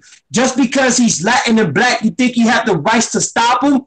And the officer looked at him and said, you're supposed to be on my side. Why are you defending this? And again, he used the S word on me again. And how I overcame this, JT, I left it to God. I left it to Jesus. Because I see what you can't fix, what you can't overprocess, what you try to fight so much, sometimes it's not fixable. It's inevitable for you to fix these issues. And once I let God and Jesus Christ work through these people and work through me, it got the racism away from me. It got me to understand every culture better, but it also took the hatred that I had in my heart towards police officers, towards the government, and towards everybody that was against me. So it's not always about anger and hatred and revenge. Sometimes you just gotta lay back and just let it be. Now, when it's time to retaliate, you retaliate because you know you got the rights to retaliate. And guess what happened, JT? All the 3 police officers that harassed me in my life, they all got arrested and are doing more than 20 years in prison. That's all I gotta say. Wow. And I just want to say this to you. So, like, karma always comes back around. Remember that. Always. Yeah, that's You're true. right. Always. That's true. Yeah, I got to get Cat PY too up in the piece. What's going on, brother? What's happening, brother? What's happening, panel, brothers? What's up, man? What's up, man? Oh, ain't nothing, man. Yeah, hello, so brother. Hey, I wouldn't, if you don't mind me saying, I wouldn't call nobody black or that's, well, we're not racist, dog. I feel you on that. I'm half black myself. I feel you on that. Yeah. Well, I found out values against white folks when they try to say that's racist. I said, no, being racist, you got to have socio-economical power and hate. Exactly. As black people, we don't have that economical power. So we can't be racist, but we can be prejudiced. There's no problem with that. Because we can't mess with your fucking livelihood, your house, your job, whatever. So I said, no, miss me with that, calling me a racist. Hell no. And I'm sorry to hear everybody, Mr. Unfortune, dealing with the cops. Muhammad, praise Most High for your relative's condition over in the hospital.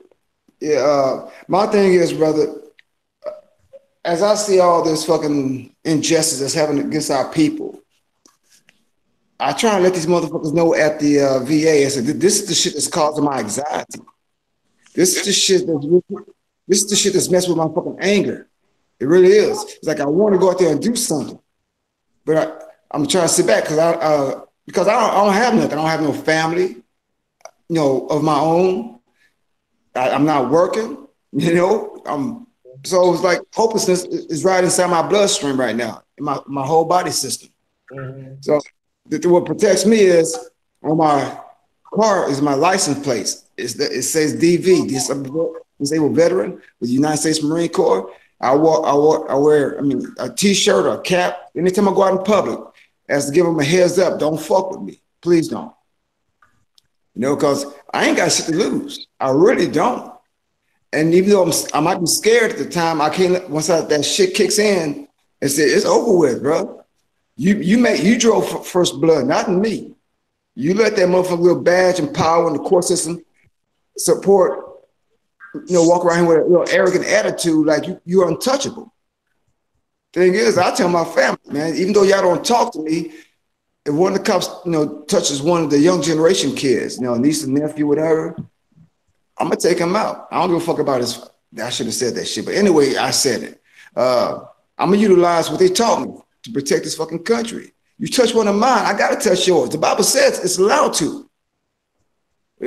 So I don't hear no shit. Well, all he wanted to do was get home to his family. Fuck that. I was trying to do the same damn thing. I gave him respect, but he went over fucking board. But so far, brothers, I don't know how come I don't have a criminal record, because all the crazy shit that I've done and I got stopped, and somehow they just let me go.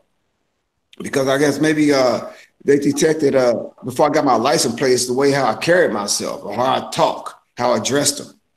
Then they asked, "Are you military man?" Yeah. You know, I tell them what branch, how many years, yada, yada, yada. And stuff. I said, all right, go ahead on, be careful with this and that. You know, but sometimes some of these young cops, they're gonna fuck everything up for themselves. They don't fucking realize it.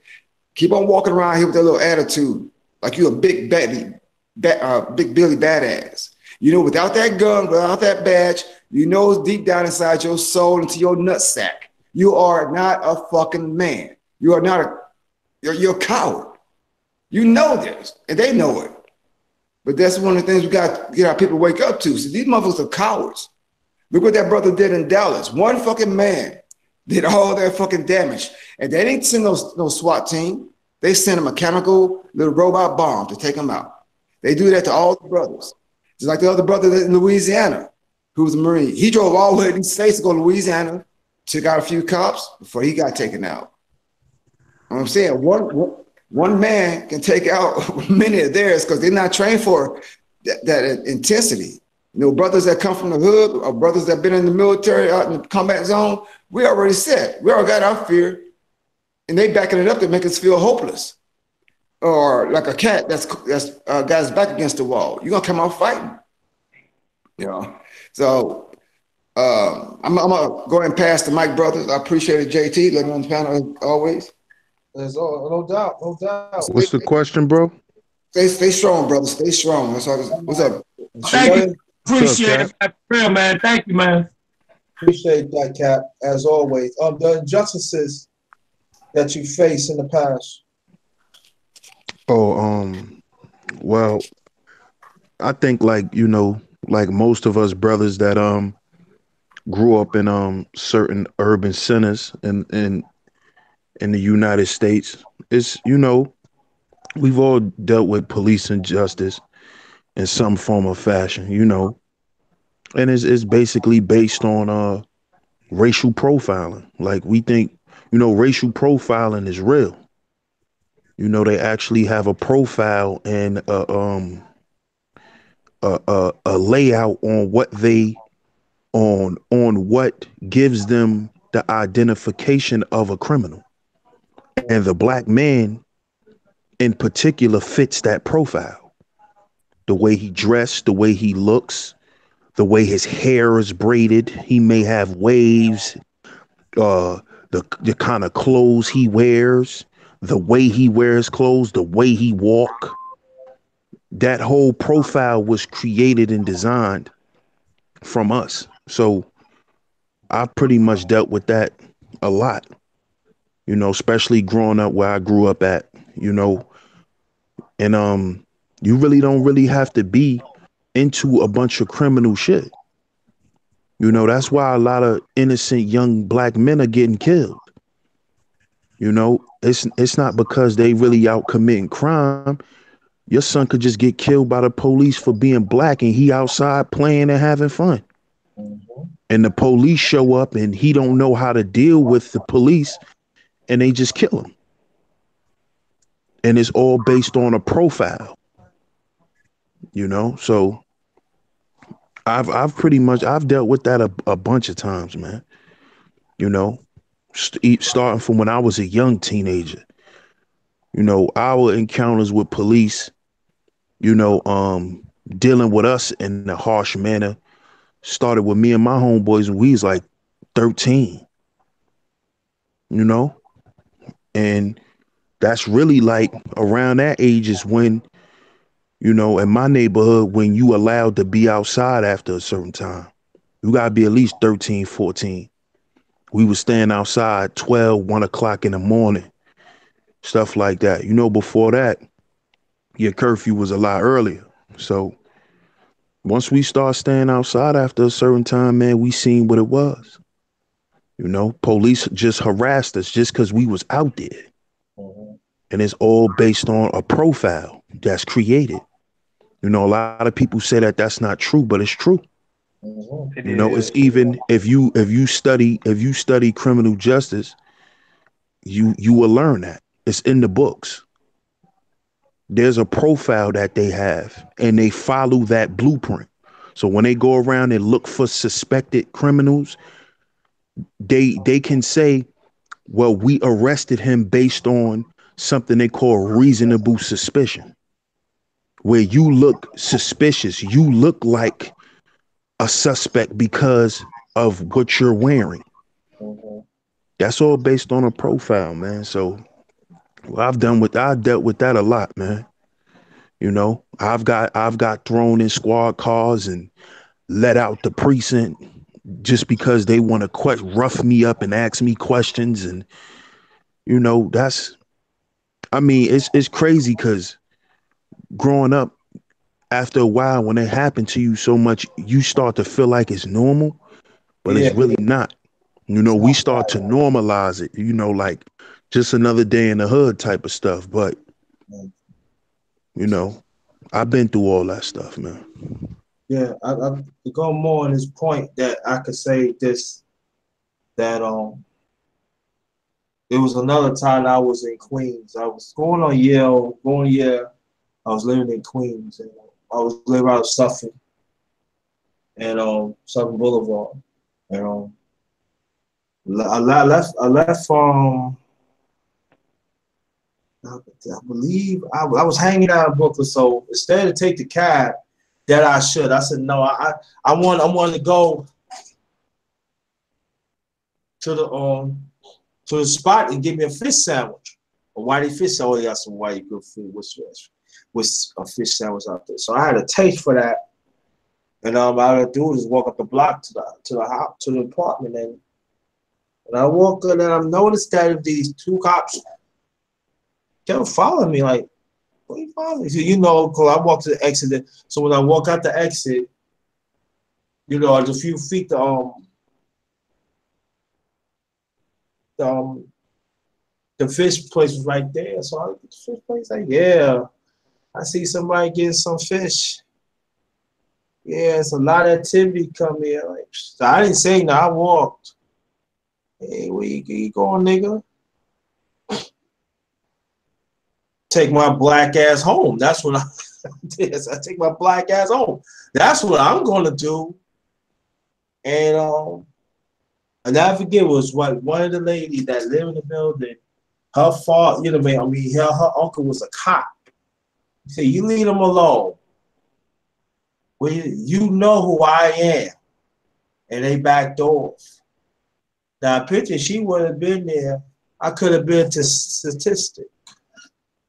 And like the brother said, and it goes to anybody when you're in the urban city around this country, you get immune to that.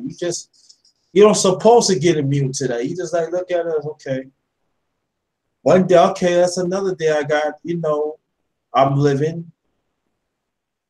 And then these conditions, you pray every day that you reach. When you leave out the door, you wish you pray to that day. You wish you could put your key in the door and see your family, or you put your key in the door to make sure you're home safe. Now, people say anything can happen. No, that's not. You know, yeah, anything can happen, but that's us, especially us as black men, we have to face. And that's what, like, one reason I always pray.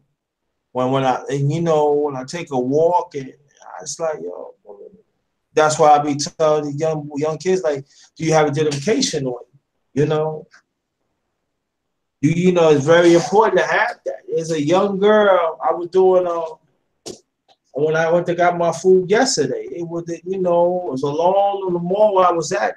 A young girl that 14 years old has been missing for 2 weeks.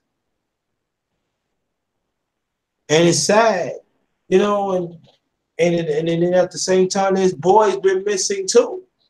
And when I shake my head, I look around, make sure everything's fine and everything. And, you know, when you see the cop pass through, you just like, yeah, how you doing? How you doing? You all right, sir? Yeah. You know, so there's quite a few injustices really happening and stuff. Cap, let me ask you a question. What's a such injustice that we was talking about on my panel? I believe it was Wednesday. And I said we was going to talk about it tonight. Loso, do anybody remember? She said, do you remember? I'm trying to remember. I should have wrote it down. But I'm trying to remember too. Now that you're saying that, I'm trying to remember myself. I'm trying to remember. I meant to write it down, but I totally forgot it. I said that I wanted to talk about it. What? Yeah, I know you said something. Yes, you did. You're not even lying about that. 100. Trying to figure out what it is. Because I know Cap, he was on the panel too. Do you remember Cap? No, brother. I don't remember. I got a piss poor memory, brother. Oh. What was it that we was talking about on that chat? He said he don't remember. I think it was the fact that how we need to advocate for ourselves more. And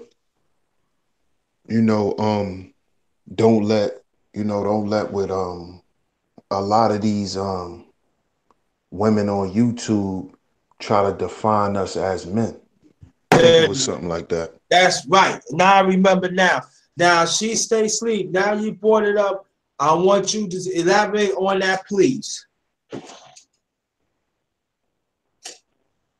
Well, I'm gonna say this. Mm-hmm. A lot of the shit that's being said, about black men here on YouTube is a lot of bullshit. And I think it's our job as men to defend ourselves when it comes to this shit. Because at the end of the day, black men are the ones who built this country. There's a lot of black women on YouTube saying black men ain't never done nothing. Black men built this country. And first of all, before that, the same black women who are saying this shit got a goddamn father. So black men are the reason why there's a goddamn human race. Mm-hmm. So I feel like a lot of this shit that's being said, man, is a lot of just black man hatred. Mm-hmm. And, like I said before, it comes from, these women. A lot of these women are on YouTube expressing their hate for black men because they hate the men in their lives. Mm-hmm. A lot of these women who got a lot of shit to say about black men, we should ask them the question, so what type of man is your father? What type of man raised you? What type of man you had children by? Because all those things, because see, women judge men based on those things. Just like a man judges women based on things that their mother are, qualities that their mother have. So we want to sit up here and keep trying to intellectualize shit with these women when a lot of these pro-black women hate black men. And I did a live stream about this last year. It's on my channel. Pro-black women who hate black men. A lot of these quote unquote pro-black women, they hate black men. They hate black men. They love white men. They hate black men. But they'll never come out and say that. But just by them coming out and spewing this rhetoric that they running around here spewing, it's utter bullshit. And black men need to start putting these women in their place and letting them know what it is. And don't even deal with them. See, I don't explain myself to women like that. You don't deserve an explanation because you being disrespectful. And all I'm going to end up doing is disrespecting you. So I'm not even going to talk to you. How dare you say what black men haven't done nothing? How dare you say some shit like that, but then turn around and worship Malcolm X? Turn around and worship Martin Luther King. Turn around and speak about Marcus Garvey. How the fuck you gonna speak about all of them, but then turn around and say black men ain't done nothing? And then you got men that come up there and try to explain why we ain't do nothing. Right. Like we really didn't do nothing. Mm-hmm. That type of stuff gotta stop. Men, we gonna have to stop being scared to hurt women's feelings, because that's the problem. I might know what you're talking about. A lot of y'all afraid to hurt these women's feelings. God damn it, the truth is the truth. Growing up, when my parents was together, my father hurt my mother's feelings a lot. And guess what? That's what's supposed to happen when you want to ignore the truth. You're gonna get your feelings hurt. Oh well. But a lot of these dudes be pandering to these women's feelings. And that's why they keep running around with this dangerous rhetoric and having other women spew this stuff. Mm-hmm. When it's totally untrue and it's BS. And the men that's calling themselves men and stand-up men need to speak against that. I'm not intellectualizing no BS with you. I just don't spend no damn time on the channel anymore, brother. Once I hear that bullshit, bro. I hear those damn sims backing them up. You know what? Unsubscribe. Simple as that. I was invited on one of his sisters. Well, I guess I can still call her a sister, on her live stream, on her panel. And she was talking like an angry black woman that's been hurt. And I tried telling her, I know what you're feeling because I was raised around women. I am no male role model. I've been saying that over and over again, time, you know, but you're not listening because you're hearing stuff with emotions right now. And you coming to me like like you're a man coming at me, talking to me. No, sis, you can't talk to me like that. No, and stuff. So even she made me a damn moderator, but I said, no thanks. This is my last time being in this channel. I appreciate it. I'm gone. But there's one channel that she pops up on, and I still hear that generalization, that talk of absolute black man this. I see it here from other brothers too. Yes. I say some, or say certain, or say a percentage of black women or black men do this or that. But don't generalize and speak in absolutes. That's what's causing us division. That's what's causing all this damn argument right now. But I tell you one thing, when the shit finally hits the fucking fan, something will have to work out. You know what I'm saying? That's all, that's all to be said, because women, you ain't be talking no damn shit when you expect the man to go out there and fight. Okay, the time is here. We gotta go out there and fight. The man is forced to fight. You're forced to stay back in camps, take care of the kids and all this and that. Now, shut your fucking mouth now. I know, and there's like three particular women that I like. Ooh, I love for shit that's paying right now. I want to see their fucking reaction. Passing the mic, family. You know what? Let me say something real quick. I was going out with a chick, right?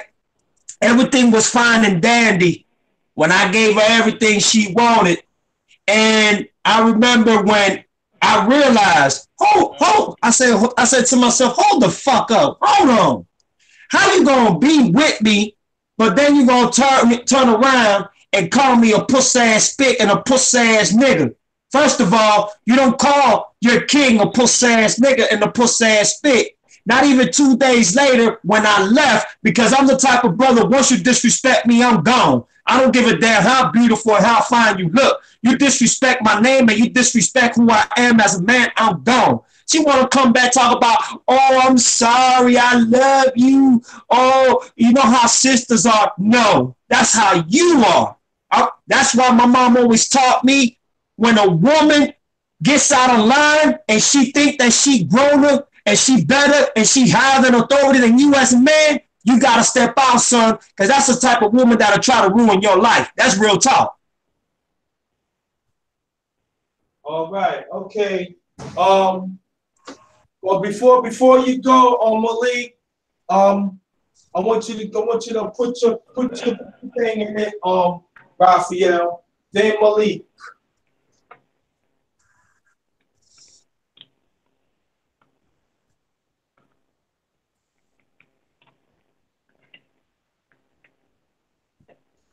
Hello, Raphael? I'm there. I'm here. Is anything you want to say? Yeah, man. Like, it's just like, uh, I'm in the wheelchair, and it's so much that I go through just being in the wheelchair alone. It's just ridiculous. It's like, wow.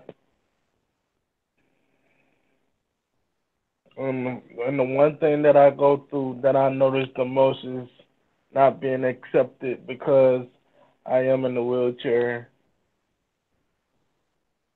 So yeah. Wow. Yeah, I hear you. I really do hear about that. And we just want to let you know we here for you. Really is. We here. Just remember that. You know, don't let it get you down either. Just keep on fighting. But remember, just keep on fighting. Malik, you hear the conversation. And what she stays asleep. And Cat PY2. I will put my little thing on it too. I want you to build on that, please. Oh, well, Raphael, brother, just stay strong, my man. Things gonna work out. There's always gonna be a bright light at the end of the dark tunnel, brother. Thank Yeah, you. yeah, Sheep. I mean, JT, I feel you, man. I don't deal with women like that no more. Hell no. You're not talking to me like that. If I'm not paying your damn bills, you're not paying mine, what gives you the damn right to talk to me that damn way? I'm just coming here with respect because that's how we're supposed to do it. But our women, they're blind by how the white man made them be like that. But they don't want to hear that. I said, don't you? I said, listen to women like over in Africa or maybe Haiti, Cuba, how they're talking on serious topics, but they do it in a very graceful, calm, soothing way. You sisters here, y'all want to yell and put all your emotions into it. And that's one thing that, as I already tell them, in war, you cannot use your emotions. There's a time when to use it. When you're trying to plan and discuss, that's when you got to remove that and talk in a very respectful way. You know, well, the time to get emotional is when you're going hand in hand with them. That's the time. But right now, when we're sitting here at the table, trying to talk, heal each other, find solutions, put your emotions aside. And simp men, same with you. Put your emotions aside. Put your thirst to the side. You know that, and come to the table as fucking men that they want us to be. And I don't mind putting a woman in check. I try to do it in a very nice way. You know, and because before I would have cussed them out smooth. You know, I wouldn't bite my tongue whatsoever. But now I've calmed down now. And if I get hot, I just walk away or I just close off. You know, because I say I'm not gonna fall for that little trap right there to get me yelling at you and calling you names and all that kind of stuff. You know, call me if you want, go for it. I don't give a damn. But you're making yourself look stupid. If you sit back and listen to yourself, you know, maybe go back after your live streams and replay it and hear yourself. Hear the comparison of who's talking respectfully and who's being fucking aggressive and rude. I'm going to pass the mic, brother. Okay, that's an excellent point. Real Brother Radio Network, thanks for coming. Very much appreciated. You make some valid points. Really did. Like I just put in the chat, bro. If these women are expecting us to fight, we expect y'all to cooperate. Right. If you think y'all the only ones with expectations, if y'all expect black men to get on the front line and to sacrifice everything for y'all, we expect y'all to cooperate. Right. We expect y'all to not question our authority, not question our directions. If we tell y'all to do something, we expect it to be done because we know it needs to be done and why it needs to be done. We shouldn't have to explain it to you. because y'all don't want to hear an explanation on why we shouldn't fight, right? So why the hell should we explain to y'all why we need cooperation? Come on, fair exchange is not a robbery. Y'all women out here is running around with a bunch of expectations and y'all not putting out enough. That's why y'all crying about black men, because y'all can't find a man that's going to please. Y'all can't please a man. That's why y'all running around here talking that talk that y'all talking. There's plenty of black men out here that's fighting every day. You think we want to get up every day and go and work for somebody else just to pay our bills? No, we don't. But guess what we doing? We sacrificing what we don't want to do what we have to do. To help keep shelter over your goddamn head. Now, if you living with a man that ain't contributing in no form or fashion, that ain't our problem. That's a you problem. That's right. That's a you problem. So stop running around here trying to demonize every black man because you ran into some bum dudes. Because you keep attracting the same thing to yourself. And guess what? If you keep attracting substandard partners, you ever thought that you are subpar? If your man is subpar, did you ever think that it's because you were subpar? Right. And you see what I'm saying, bro?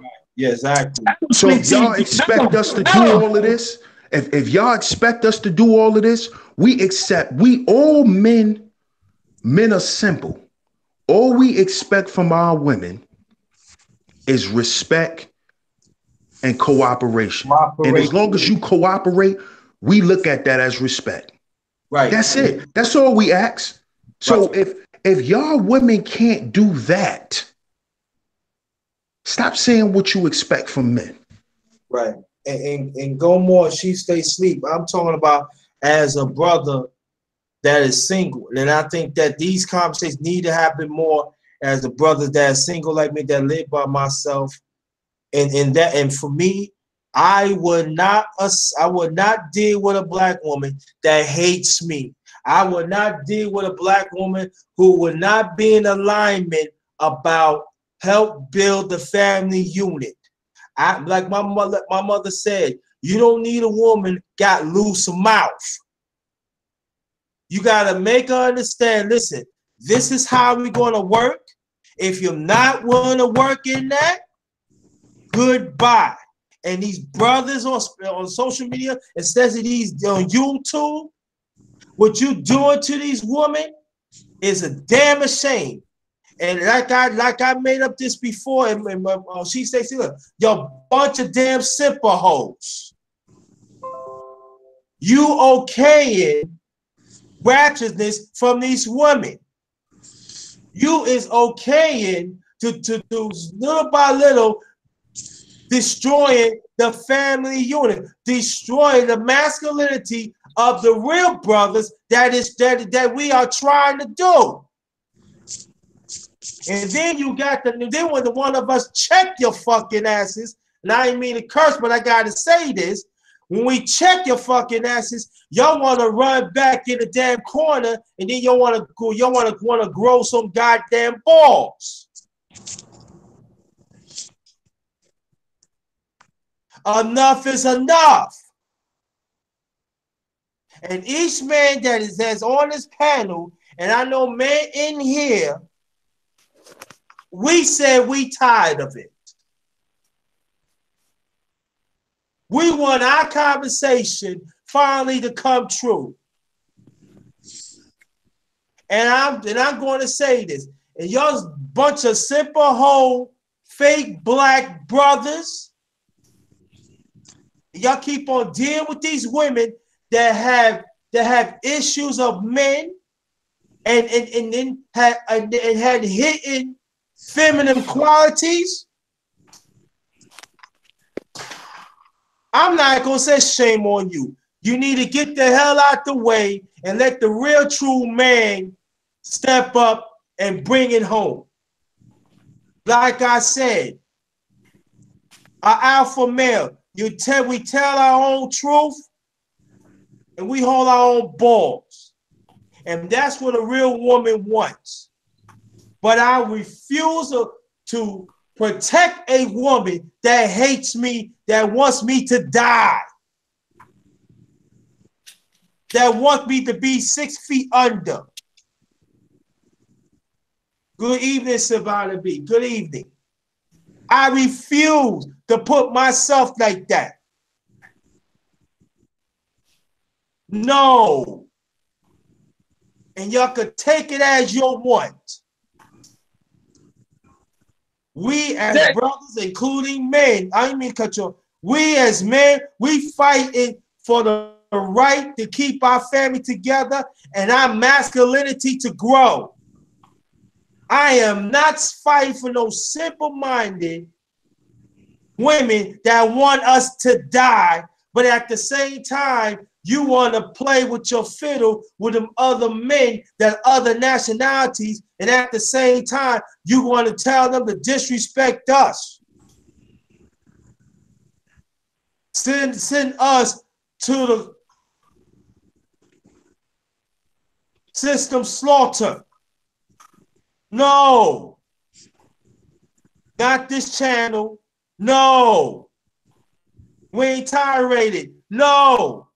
Real woman, and at the same time, the real woman, y'all need to stand up and tell these women what you're doing is wrong.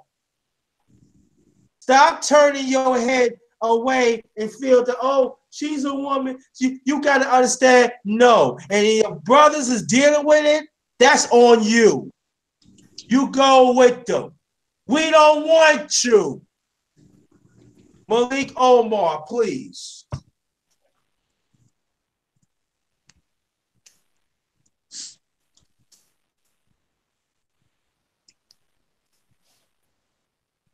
Hey, brother, while Malik getting ready to come back on, let me say Okay. I get go ahead, Kat.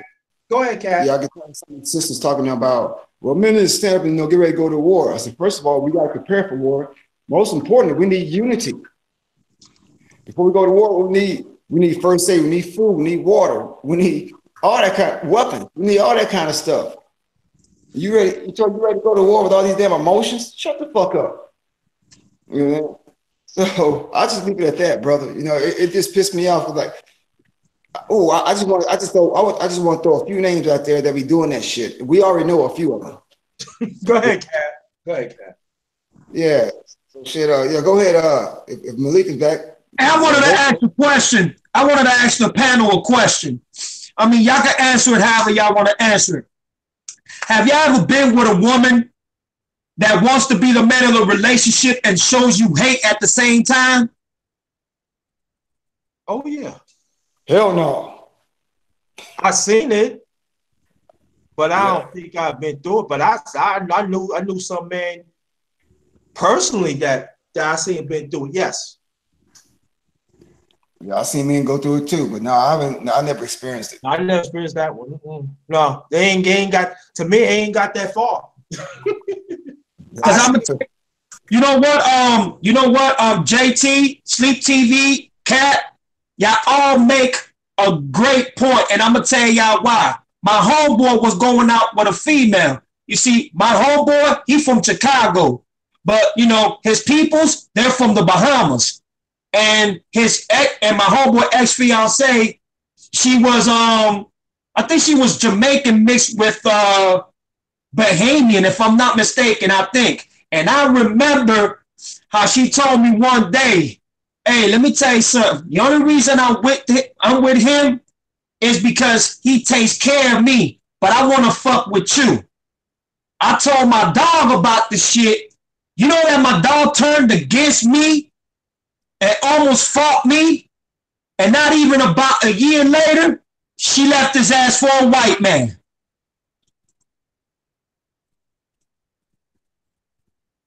There you go. Mm-hmm. Yeah, who that is?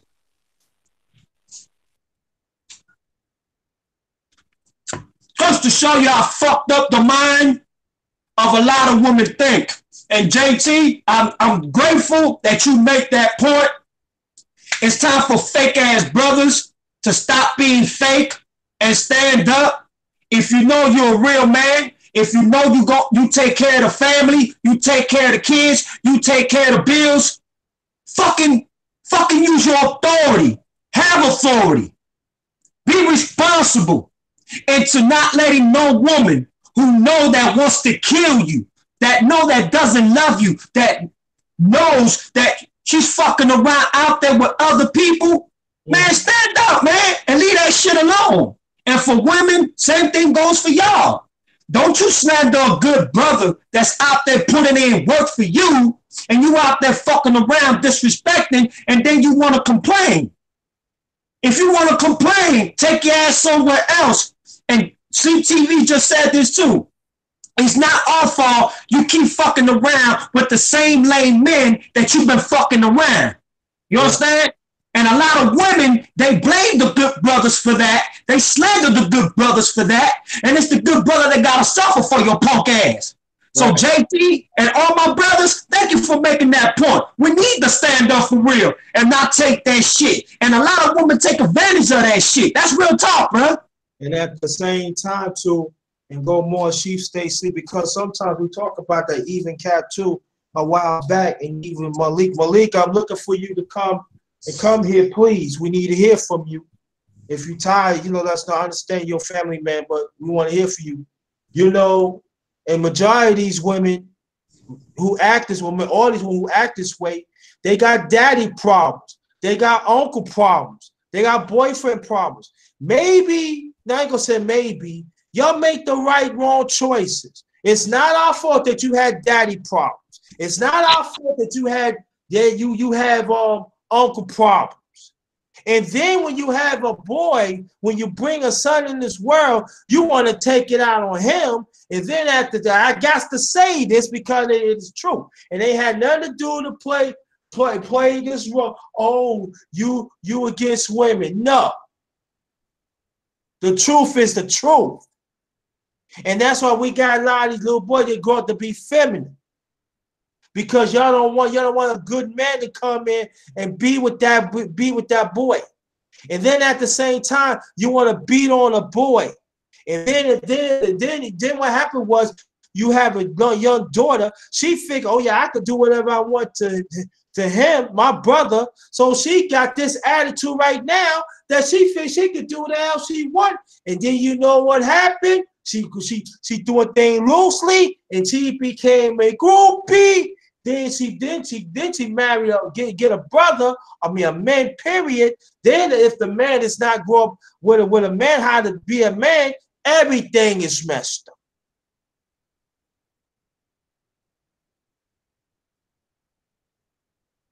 Facts.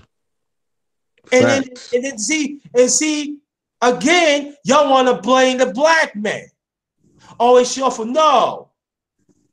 You got daddy goddamn problems. You got uncle problems. You got boyfriend problems.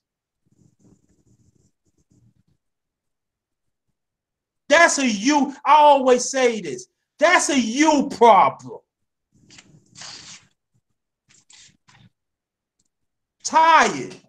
It's like this. JT, let me say something. It's like this. You know what? Y'all got me hyped. Y'all got me on the zone now, bro. For real. I love conversations like this. It's like this. Every time a fake brother does damage to the system, she turns around and does the damage to the good brother that now she has in her life. And then when she gets caught up and she is confronted, now she wants to blame it on life. She wants to blame it what she's been through. She wants to blame it on what the other brothers did to her. She wants to blame it on society. She wants to blame it on how she used to be. Fuck that. If you know you got a good person in your life, quit being antagonizing and quit complaining. There's good women out there that get beat up, that get tortured, that be getting disrespected by a fake brother, and they just want to get treated right. So if a man is doing everything for you, and he is the higher authority in the household, and he is doing everything to take care of the family, shut the fuck up and just follow rules. And that's it. And you know, go more to the point. No, go ahead. I'll wait. Now, see what you just said, Loso, and see how you just said it. These women on YouTube call that type of talk toxic masculinity. Exactly. But guess what, though? You see how you just said how they just need to shut up and follow rules? Now, they don't want to hear that from their man, but they go to work every goddamn day and shut up and follow the goddamn rules. Come on, Sleep. Stay asleep. So at the end of the day, there's rules to be followed in life.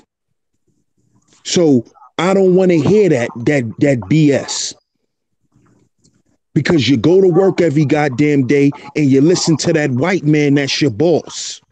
When he tell you to shut up, he ain't even got to tell you to shut up. You know to shut up. But your man got to tell you to fall back. To quit with all the mouthing off. To quit with all trying to test his manhood and trying to challenge his decision making. You do all that to your man, but you don't do that when you go to work. Exactly. You follow the rules, you shut up, and you do your job. So why can't you do that for your man? Why can't you cooperate with the black man the way you cooperate with that white boss of yours, black woman? What's the problem? Right, and at the same time, too, I'm gonna go back when in New York again, and I know it's happening more. When I was an inside messenger, this corporate law firm, I see a whole lot of sisters. They would not want to talk to us. We trying to conversate, not even trying to kick it, just conversate. They turn their neck, but you know what? They get bent over by these same racist lawyers, and these lawyers respect us. Hey, you want to get some of this? No, I ain't getting none of that. No, I don't like the way. I give you case in point. 25. I think I was 20 going 24. No, not 24. Pardon me. I was going on 22. Oh, 23. No, pardon me. I was going on 24. I was going 24. Pardon, I was going on 24. Went to work. I was seeing it happen. Hey, you know, Mr. Thomas, you know, we got these free tickets. I don't care what the boss said, because the boss, she was a racist anyway, but you know, that's no story. You know, you know, don't worry about it. But you know, she said, don't ain't worry about it. We're gonna take care, huh? You want these tickets for the Knicks? Front row seats. And that's when during the time the Knicks was really like forming to this championship contender. I think that was during the time Pat Riley just got hired. I think Pat Riley got hired. And so he said, yeah, man, you know, I see this lady giving you a hard time, you know, and we want to know what's going on and stuff like that. And I said, well, you know, I don't know what's going on. I said, so he said, you working tonight? I said, yeah. Don't worry about it. You will get the Knicks ticket. So you can pick anybody, you know. So the other two guys, yeah, we got tickets. I said, yeah? I said, yeah, you can call anybody for us. So, you know, I ain't had no, you know. So it was like two other guys said, what are you doing? Let's go. He said, don't even worry about it. You know, I don't know, you see your guy account, make sure the cab wait for them to take you home or take you to after spot. Don't even worry. I said, all right. So the same one that didn't want to talk to me, enough. I think her name was Malika. She was one of the lawyers executive secretaries. And there's two secretaries. There, a regular secretary. She was a regular secretary, but they didn't care about her because she talked up. But anyway, you know, she said, yeah, JT, you know, they call you. I said, what? They had Monique bent over. I said, what? Come here, JT. So I was one of them picking up, you know, the mail. I'm talking about have her twisted up and everything. He said, yeah, come in. I don't like the way you pick. Yes, sir. We don't like the way you talk to Mr. Thomas. Yeah, you go and tell her again. Something's gonna happen. You want some, Mr. Thomas? Nah, I want to just give me. Come to find out, right? We didn't know that she was married.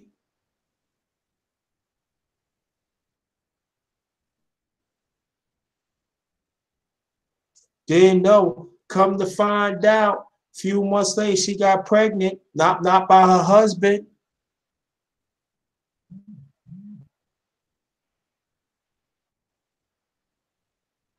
Come to find out, it's by the lawyer that was digging her out. But the family is destroyed. Now, she said, oh, I got raped and everything and this and that. But you know, the family destroyed.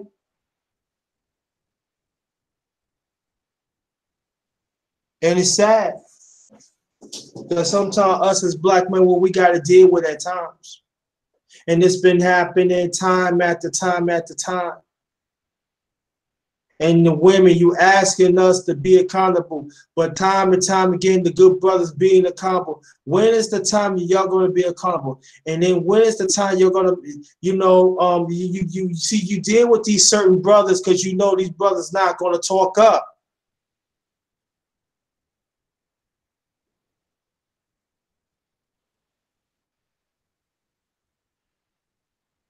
And the sad thing about it,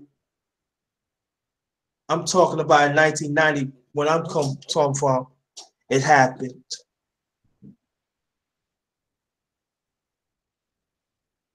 That's like 28 years ago. And you wonder why we feel a certain way of see certain sisters that you having certain women that you know they hate black men and you still want to deal with them, and these no good simple whole brothers that stand up and got the nerve to read the rights to us. Nah, if you want to be a herb, go ahead, be a herb. But at the end of the day, they're going to sell you down the river like anybody else. And I'm talking about the women that hate black men. The good women, good luck. Good luck. Wow. Good luck. And what I'm going to do, we're going to make our last remarks. Raphael, make your last remarks, please.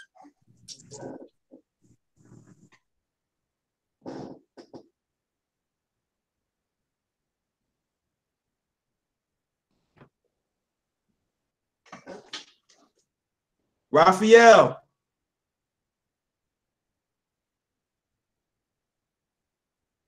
Raphael. He probably stepped off the mic or something. He probably went to go do something. Okay. Hold on, family. Hold on. Hello?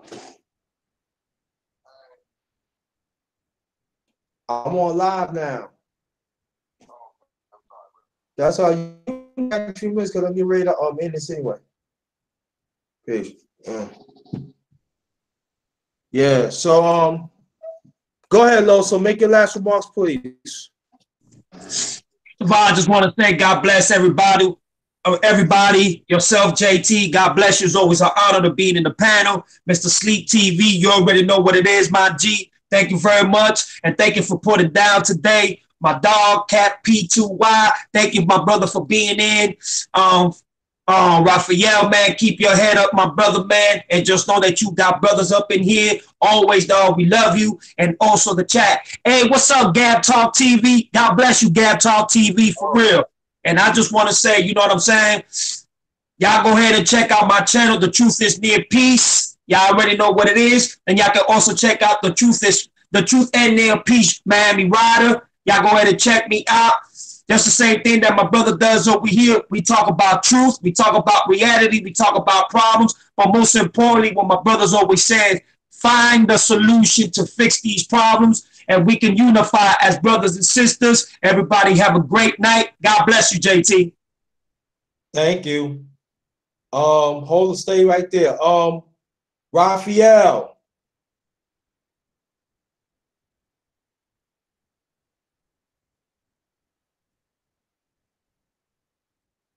Okay, go ahead, Cap. Last remarks, please, brother. Yeah, I'll be real quick. Yeah, I want to give thanks to everybody, all the brothers on the panel. It was good to hear y'all's input. We're on the right track, and all we can do is just stay strong, stay focused, stay loyal to each other, and hopefully the time, you know, the worm will turn. So y'all have a good night. Thank you so much. Hold that thought. Stay right there, Cap. Thank you. Excellent. One going once, going twice. Raphael, if you're there, unmute your mic.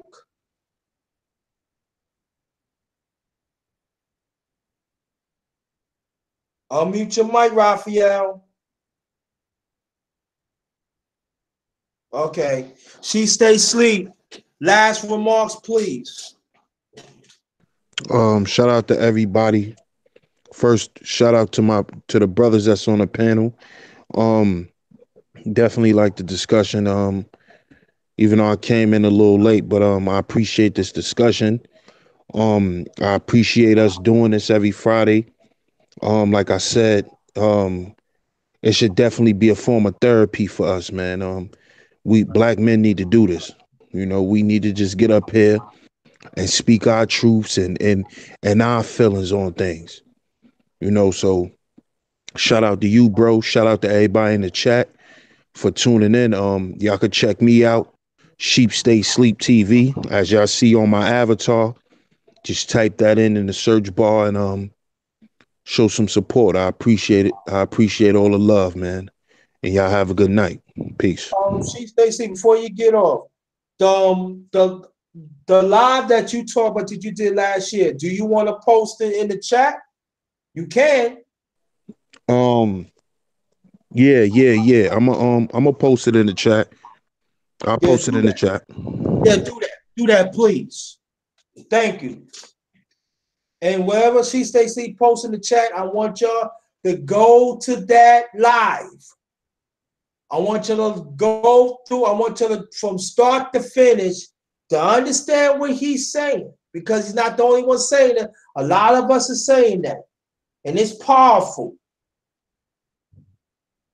Okay, for me, I don't know what happened to Malik. Malik, I hope you all right and everything. I pray, I hope you are. I don't know, you just drop off.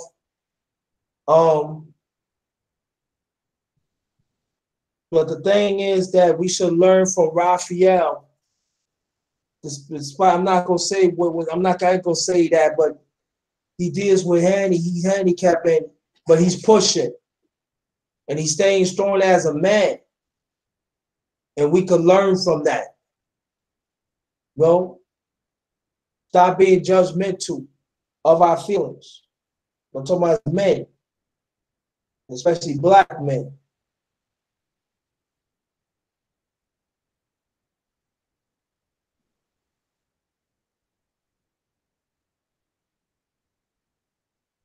Well, Muhammad, the one, before I continue, I'm going to say this.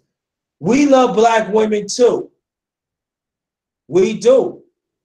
But there has to be some truth to be talked about. And She Stay Asleep, what's the two links that you put in so people will know? And the three. Oh, that's the link to the stream that I did last year. Pro black women who hate black men. Okay, got you. So here you go. Thank you. Pro black women who hate black men.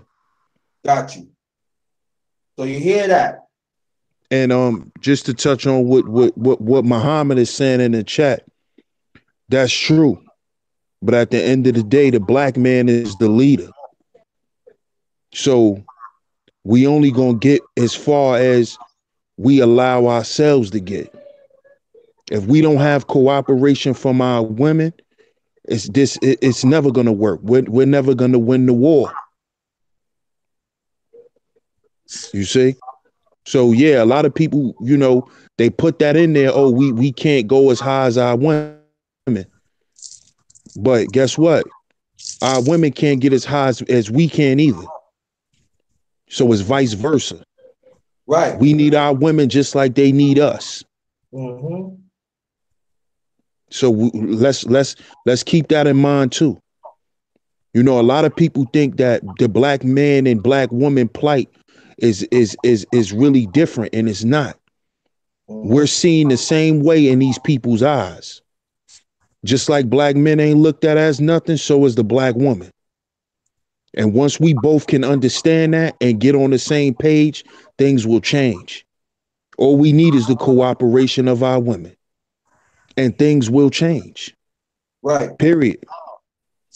Mm-hmm. And I have to say this too, that I was getting ready to say somewhat like that too. She said, "Sleep." I appreciate that, and that's all we want. But it has to be a new day. Us as black men, we gotta stand up to brothers that also think it's okay to talk ratchet about a black man needs to die. That they don't want to have no parts of him. That they will use their feminist oppressed qualities to keep us down. And these brothers are dangerous. They no good. I wish most of these brothers would understand what Raphael doing and learn from him. Maybe they would grow some balls and tell the truth. And the other brothers that's on the panel, that what we saying. And it goes for other brothers, it goes for me. I will not deal with no woman that is ratchet all the time. JT, can I add something to that before you close? Can I add something? All right. I just want to say this shortly. I'm gonna go with what Sleep TV's talking about, but at the same time too, sisters, stop bringing a brother down. Don't you know when you bring your brother down, you cause depression, division, you cause problems, dramas, and you cause confusion. Uplift your brother. Acknowledge your other half. Uplift them. When you see your king down, bring him up. When you see he's going through things, make sure that you talk to him, embrace and communicate. Unify yourself with your other half. Instead of talking shit and bringing your other half down, embrace him and let him know no matter what happens that you will always stick by his side. Because the more down you put your brother, the more division and the more depression and the more of a separation that you causing within that brother's mind. That's all I want to say, brother. The prophet of thought. Thanks for coming, brother. And that's what it's all about. No more sisters that want the black man die. No more. Can't tolerate it. And the brothers that is willing to talk that narrative, you know, y'all no good either. Y'all the enemy too.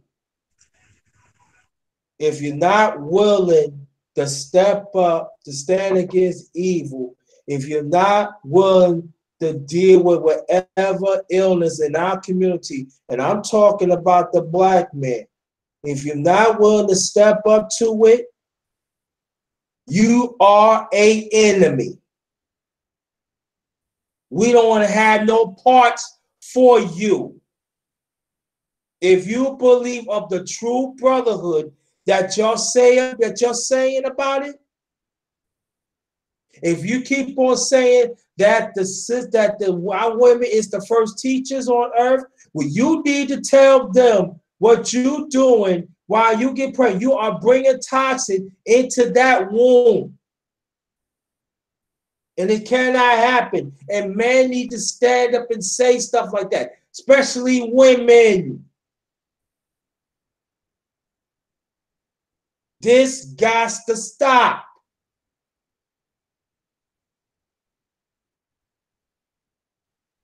If you got problems with your father, sisters, again, you deal with it with your father. You don't let it linger in your life, and then you want to blame every black man of what happened. Straighten it out. When you get older, see, when I learned this from my late father and even my moms, when you get older, you have your own life to live. You know what's right and what's wrong. Straighten it out, just like us brothers did. Stop being around toxic, wasted attitudes. And your brother's bunch of simple hoes, I'm talking to y'all too.